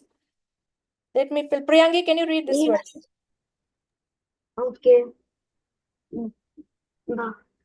Antavattu phalam tesham tadbhavati alpa medhasham devan devayajo yanti madbhaktayan yanti mamapi. Translation. Men of small intelligence worship the demigods, and their fruits are limited and temporary. Those who worship the demigods go to the planets of the demigods, but my devotees ultimately reach my supreme planet. Thank you, Priyangi. Really says small intelligence. Alpa medasham. Alpa is little, meda is intelligence. Those who are with the little intelligence, they go to the demigods, and that whatever we are getting the fruits from demigod is very temporary and very limited. Not like this much. When we go to Krishna only, we get everything in abundance. But when we go to demigod, whatever we ask for, okay, you ask for money, we do some offerings and he will give money. But that money is only temporary. Once it's spent, money, nowadays, $1 million or even 1,000, 2,000, $10,000 can be easily spent in one day. Cost very highly possible. $1 million, you think, wow, I got $1 million. I don't need to worry about anything in my life at all. I bet that $1 million will not be with you for even 1 month. $1 million, because easily can be spent. That's easy way to spend. Our mind will be so much deluded, and then we will not be able to think nicely that we have to utilize this money properly and all those things. We do not know how to make the money big, and unless it is utilized for the service of the Lord, right? So this is very temporary. Very short period of time that we are going to get that fruits, and limited. So that's why I tag this limited and temporary separately too, for you to remember when we go to demigod, when we pray to demigod, whatever the fruits we are getting, this is limited and temporary. That is the verse. Anybody was asking for you in future demigod worship, this is the verse you need to quote. Right? It's limited and temporary. Let's go to the next verse. No, next page. Unintelligent person. Just now we saw Alpa Medasa, very small intelligence. Of course, they are also unintelligent people also.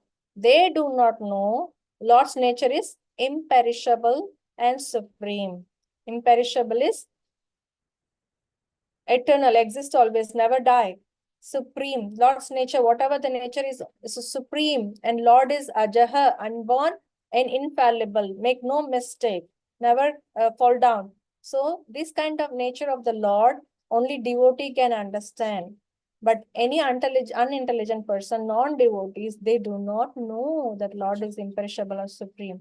Because Lord is not revealed to the non-devotees and the common man. For example, in the court of Duryodhana, it was, in the court, it actually accepted, Krishna is accepted as a top, supreme, right? But Shishubal is the one who is against. And then the Bhishma Dev and many people are also telling that, yeah, Krishna is the supreme.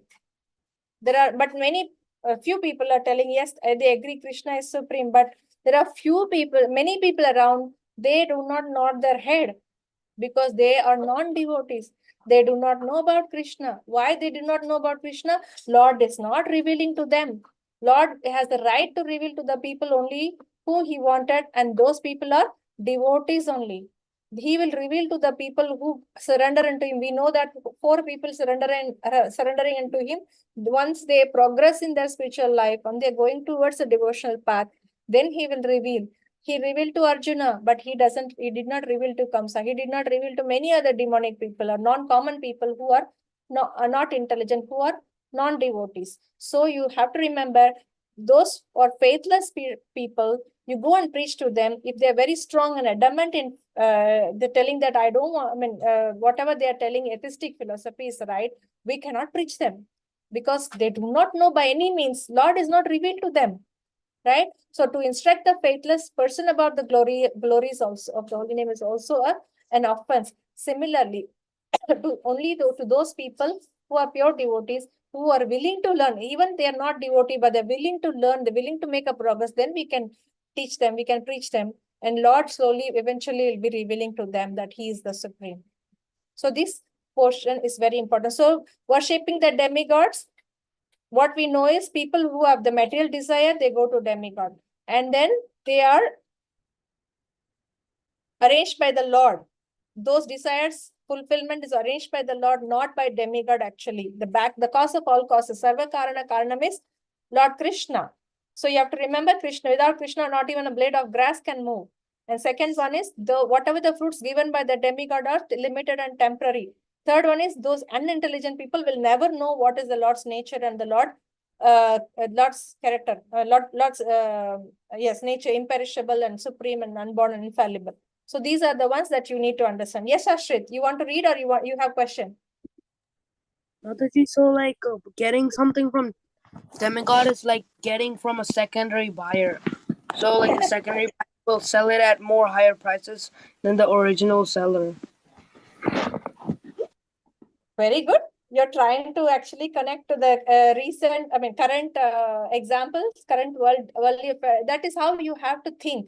Because those examples given in Bhagavad-gītā and given in the Vedic scriptures are the ones with the related to the Vedic line, right? But if you can actually connect it to the current world, where you can really connect how it is easily be example you can give from the world we are living in, where you can understand much more easy. Yes, secondary, everything second hand, not direct. So also direct one is much more pure, much more longer, abundance, eternal, everything. But if you're going to the secondary, second hand is already deteriorating, limited, and then temporary and everything.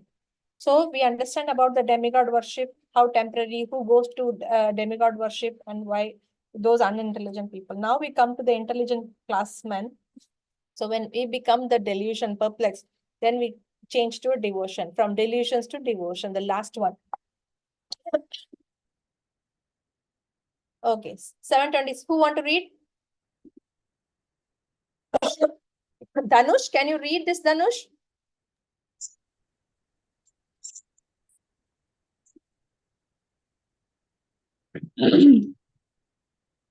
Vidam sarvaiti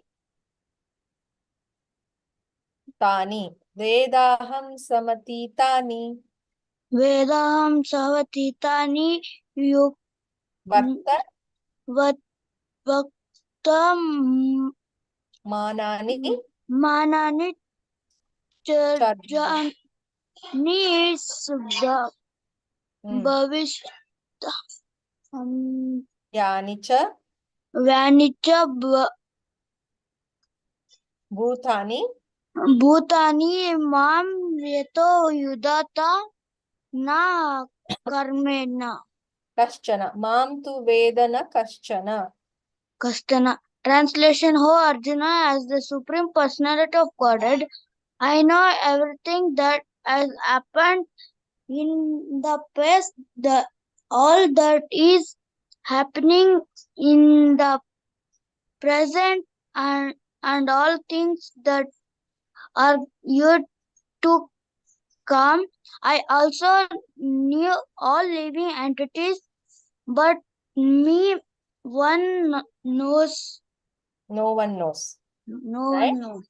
So, if you remember in the 4th chapter, when understanding the knowledge, transcendental knowledge coming from the disciplic succession, Arjuna was asking a question. Thank you, Dhanush. Arjuna was asking question.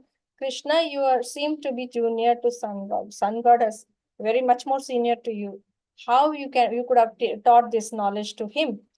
So that is when Krishna is telling Arjuna, so many birds, many birds you and I have traveled through, but I remember everything you have forgotten. If you remember that in the 4th chapter, exactly the similar one here is telling here with much more telling that Vedaham samatitani vartamanani bhavishyani. 3 things. Samatitani, the past. Vartamanani is present. Bhavishyani is the future. So I know everything. So I know everything that has happened in the past, the present, and the future. And I also know all living entities. Bhutani also, cha is also Bhutani. Mam tu vedana kaschana.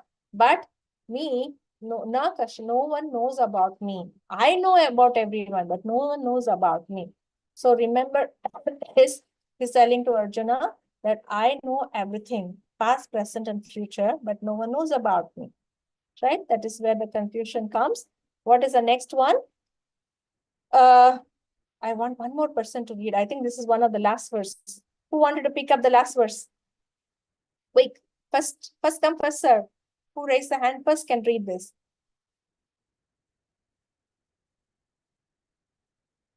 Nanda, yes, Nanda. Bhagavad-gītā 7:28. Yesham tvantagatam papam jananam punyakarmanam te dvandva moha nirmukta bhajante mam jidavrataha. Translation: Persons who've acted piously in previous lives and in this life, and whose sinful actions are completely eradicated and freed from the dualities of delusion, and they engage themselves in my service with determination. Thank you, Nanda. So this verse is very important. Esham tantagatam papam jananam punyakarmanam te dvanta moha nirmukta bhajante mam dridhavrataha. You see the question here, who are eligible for the elevation to the transcendental position, is this verse says. Who can go into the next level from that perplexed, deluded, confused, all those things, right? But once they get the knowledge about Krishna and they started to practice Krishna consciousness, going to the devotional service, who then can eligible for the elevation? Those who acted piously, not only in this life, previous life, I am sure you all would have, children would have done some pious activity in the past. That's why you are able to come to the level of even knowing about Krishna consciousness, right? So those who acted pious in the previous life and also in the current life, and those who have conquered all the sinful reaction, that means completely eradicated the sinful reactions and free from dualities. Duality means sadness. When they were angry, they're sad, happy and sad. Whenever there is something materially, we are so happy. We are successful. We're very, very happy. When something happened bad, we cry a lot. So whoever is samadhamma sukaksham, who can see that equally, they are free from the dualities. And who actually eradicate this, who can eradicate the sinful activities? Can someone say, pious activities, I understand, we do everything good, we don't do anything bad and all those things. But who has conquered the sinful reactions? Can someone say, who can conquer the sinful reactions? Those who do the devotion service, who has fully surrendered unto Krishna, all the sins, whatever they have done is completely, immediately been eradicated, cleared for them, right? So those people are eligible for the elevation of the transcendental position. So that is a very important verse. This verse also you can remember. But this week, one verse at least I wanted you to memorize, which is 7.7, Mattaha Parataram Nanyat. After that, there are many verses, related examples that Krishna has told, but this verse is very important. Prabhupada has quoted many times. I want you to by heart that verse. Many verses in chapter 7 is very important, but start with 7.7, okay? The next one, the last slide, I guess. The intelligent, first we saw unintelligent person, now intelligent person. So what are the intelligent person they do? They aim to liberate from cycle of birth and death. They take the refuge in Krishna and in devotional service, and they know the transcendental activities of the Lord. Those are intelligent people, and with full knowledge, understands Krishna even at the time of death. Only those people can remember the time of death. Those who are completely free from this bias people, conquer the sinful reaction, free from dualities. Those intelligent people who wanted to liberate from the cycle of birth and death, and they take refuge in the Krishna, surrender unto Krishna, they can remember at the time of death Krishna. This is very, very, very important to know. We practice Krishna consciousness, we do devotion service now, but that is not pure, because we are so much clubbing, we are kind of amalgamating with the materialistic life. We are kind of confused path right now. We wanted spiritual life as well as materialistic life little bit, so that we can kind of balance our life and we peacefully live. Whenever there is a distress comes, we jump into spiritual thing. Oh, Krishna is everything. Whenever happiness comes, we little bit enjoy, go back to material life, enjoy and come back. So these kind of dualities, we still have it. These kind of things that we still have, we are not eligible for the transcendental platform. We are not eligible to even remember that at the time of, we try to chant so much Krishna. Every day we complete our 16 rounds. Every day we even do more than that. We try to think about Krishna. As long as our consciousness is not pure, we cannot remember at the time of death Krishna. It's not possible. So the practice is very important. You have to start remembering Krishna, about his pastimes, and love Krishna and do everything for the pleasure of Krishna. Do devotional service in pure state. That is when you can remember Krishna at the time of death. So this is the last slide. So let me quickly run through from the beginning what we covered, and then I will have, I think we still have 10 minutes. I will have quick questions also. Okay, first 5 topics: knowing about Krishna by hearing, and then knowing about Krishna's energy, and then we also talk about surrendering unto Krishna. We talk about demigod worshipping, and we talk about delusion devotion. So knowing about Krishna by hearing, which is very important. Tashrunu, Shravanam is the first and foremost of all. We talked about that. And not only knowing about Krishna by hearing, we have to hear through a appropriate, proper source from the disciplic succession from Krishna, or any of the devotees of Krishna from the disciplic succession we can hear, from whom we can hear. And what we have to hear in full. Not just about Brahma and Paramatma, we have to hear about Krishna, Bhagavan in full. That the full is important. Hearing Tachshanu is important. Without doubt is important. Without doubt is to have full faith. Dridavata. We have to have full, firm faith in that Krishna. Then we can start hearing. This is what we talked about, hearing about Krishna. Then we started talking about energy, material energy, that 8 elements, Bhumi, Rapo, Nala, Vayu. We also talked about spiritual energies, Apareya, Mitastvanyam, which is like the living entities. And then we talked about both material and living spiritual energies are all, the origin is Krishna. Origin and dissolution is also Krishna. We talked about that. And we also talked about, as the first strung on the thread, all the energy, all the things created by Krishna is also strung upon him, rest upon him. So this is a very important verse. And how it is rested upon him, we talked about Ekopesa Brahma Samhita verse, right? Andantarastha Paramanu Chayantarastham. So even not only Brahmanda, the universe, also every Anu, every living entity, Krishna is seated. So that where Krishna is there everywhere. So we are kind of connected. All living entities are connected to Krishna. We are not totally independent and completely disconnected. We are connected. Every living entity is connected, but through Krishna. Material energies also, because we are utilizing, it's all through Krishna. And he's giving examples in the following verses about Rasoham Apsukante, what taste of water, sunlight and moonlight, and then Om and the sound of ether and the ability of the man, all is coming from Krishna. And few more examples, the Punya Gandha, which is the earth's original fragrance, the heat, which is Tejas Chasmit, the heat of the fire, then life of the living beings, and then the penances about the intelligence and the prowess of the powerful men and strength of the strong. Everything is coming from Krishna. It's all Krishna only. So the first step of devotion service is not just leaving everything and going to the forest and meditate upon the God. Is not the devotion service. Devotion service, whatever the work you're doing, but you're doing, thinking, every single activity you're doing, whatever the example is given, if you think about Krishna, taste, when drinking water, taste of the water is Krishna, that itself is starting of, I mean, it's a devotional service. But you have to practice by doing this devotional service. Every activity of your life is connecting to Krishna.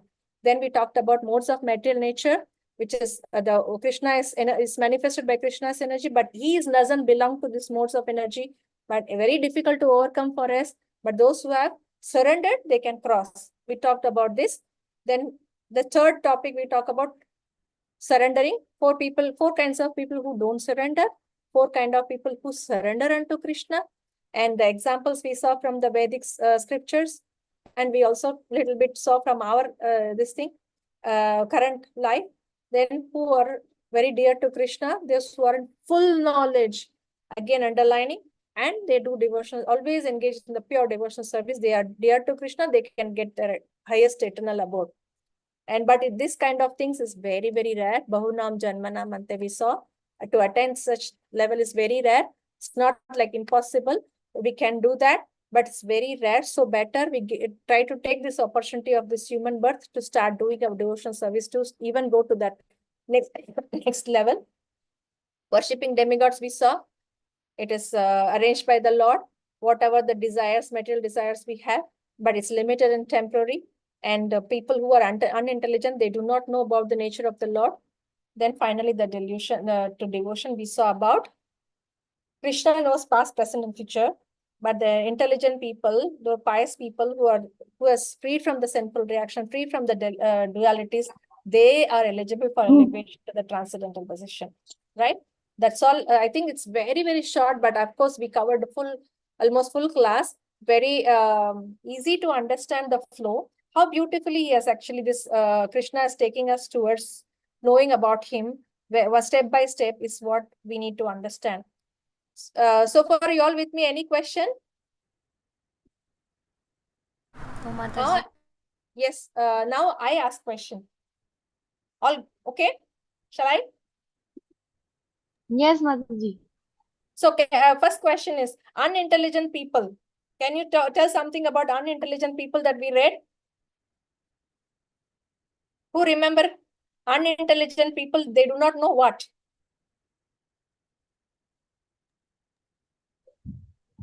about the Supreme Personality of Godhead. They are Mudha. They're covered by illusion. Yes, they do not know the Lord's nature. The 4 points we just They're mentioned. imperishable, Yes, unborn, yes, infallible, yes, and supreme. yes. Super, perfect, Bhavya. Thank you very much. Bible. And next question.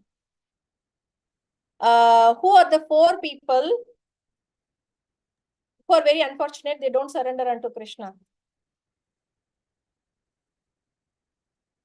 4 people they don't surrender unto Krishna. Who are they? Who are Duskritino? We saw, right? Sukritino is the next one, but Duskritino. Who are the 4 Duskritinos? Mataji? Yes. Mataji, one who like longs or desires for wealth or money. Then one who is inquisitive. We are talking about Sukritino. I'm asking about Duskritino. Who are longing for money, wealth, and who are inquisitive, they will go to Krishna, they'll surrender into Krishna. Although they go for materialistic benefit, like Dhruva Maharaj wanted to have a biggest kingdom. It's for material benefit, the wealth, but he become a devotee. He surrendered unto Krishna. They surrender to Krishna, but who doesn't surrender unto Krishna? We talk about Dushkritino. There are 4 Dushkritinos we talked about. Who are they? One I remember who has atheistic nature. Atheistic. Very good. Who is the other one? The other 3. One somebody tell is also fine. One. Lowest among mankind. What is that? Lowest among mankind. Lowest among mankind. Naradhama. Yes. Naradhama. Then? Knowledge that stolen by illusion. Knowledge stolen by illusion is Maya Pahrita Jnana. Yes. And the previous one is Ashtam. Miscreant. The other one is? Miscreants were foolish. Miscreants is Duskritino, but all are Duskritino. All falls down. Grossly foolish. Who is Mudha? So Mudha. The second one is Naradhama, who is the lowest among mankind. Maya Bharata Jnana, who is stolen by knowledge, is stolen by the illusion. Maya. Jnana is stolen by Maya. Asuram, which is atheistic nature. These 4 people they don't surrender. Now, Jyotika, your answer. I come to you. Who surrender? One each, please. Mataji, those who are inquisitive. Yes. And then? Mataji, should I tell all? Somebody else? Can I tell? Yes, Manas. In distress. Distress. Very good.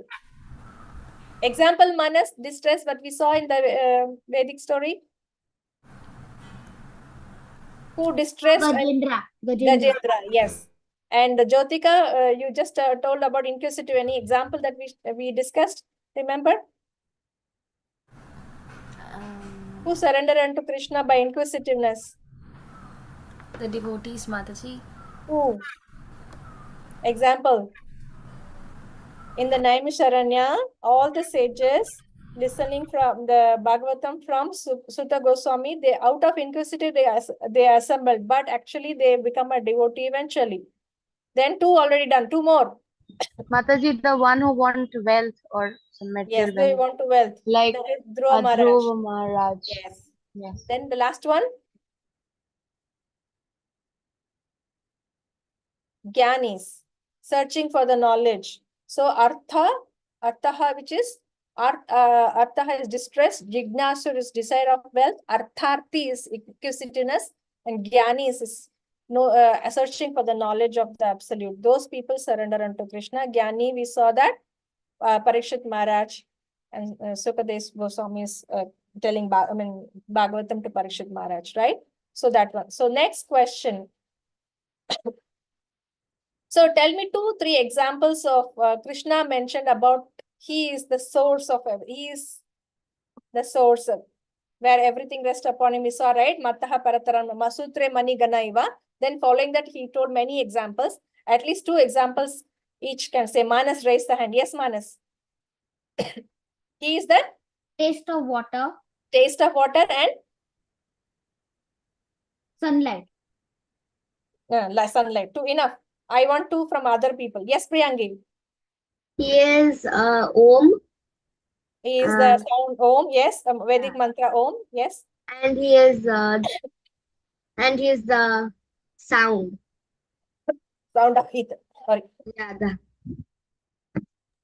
Yes. Two more. Anybody? Yes, Bhavya. Mataji, he is the ability of man Very good. and the power of the powerful. Very good. Two more. Next person. Samat raised the hand or not? Did you raise? No, because you didn't attend early.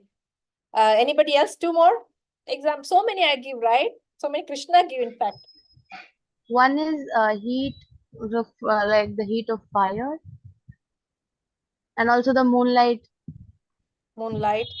Intelligence is intelligent. Intelligence. Yes, very good. Okay, I think you remember many, in fact. Strength of the strong, then the life of all lives, penances of the ascetics. So quite few. Right, Mataji, very good. Yes. the syllable Om. Syllable Om, yes. Okay, then what are the 8 material energies?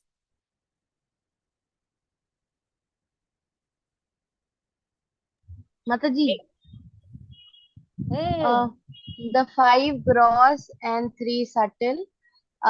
Subtle is mind, ego, and intelligence.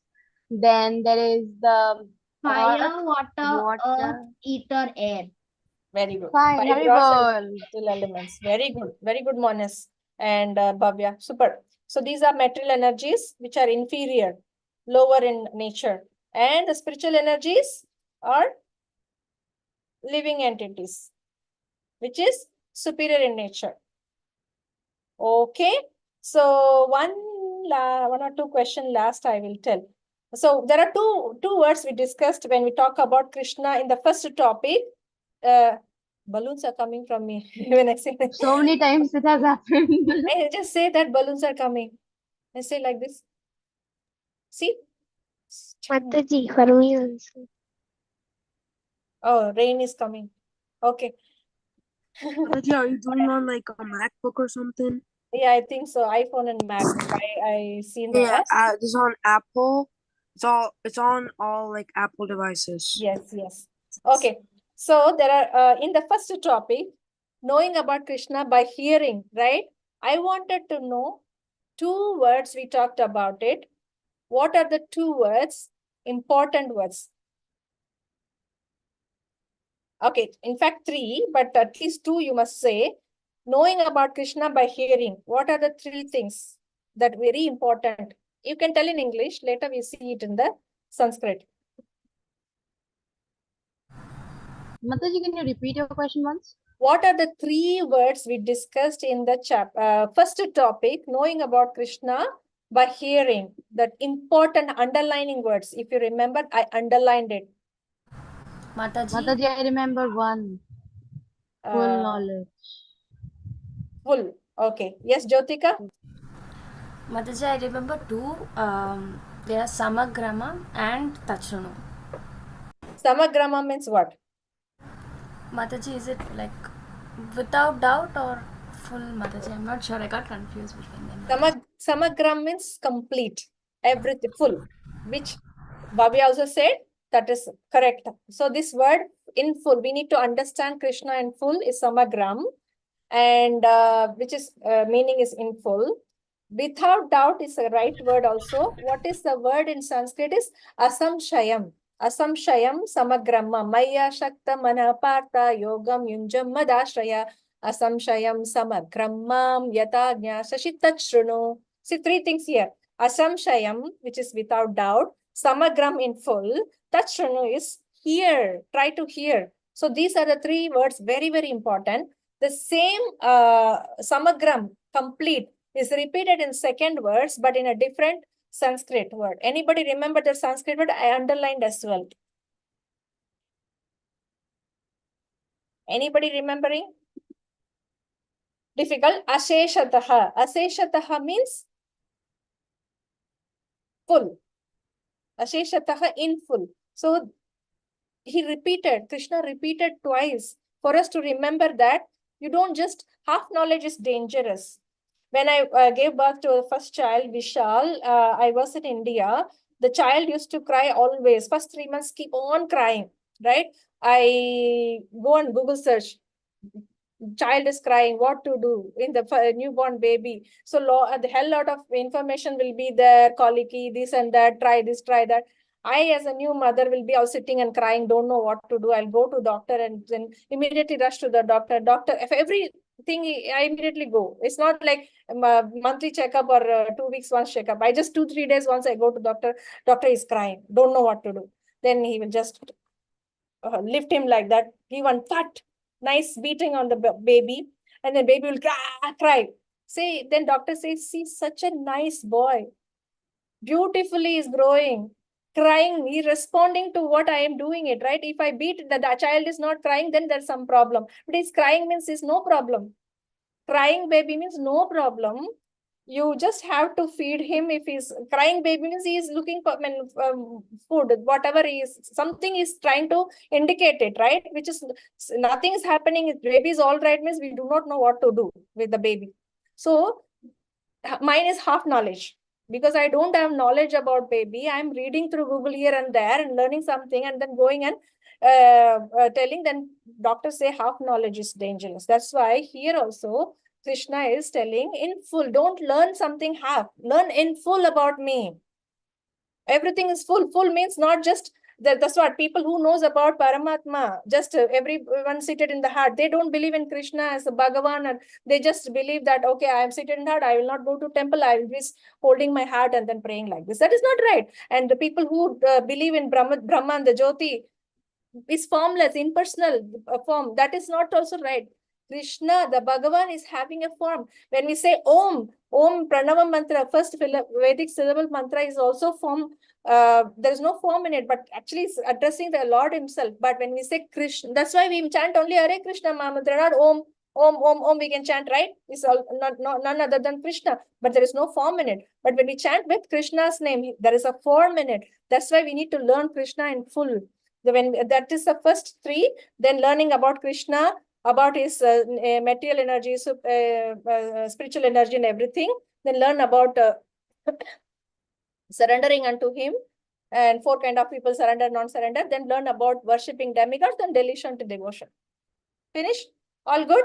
I think I am done with all the questions, but I'll repeat again asking questions next week. I do not want to see you blank. I wanted you to answer, please.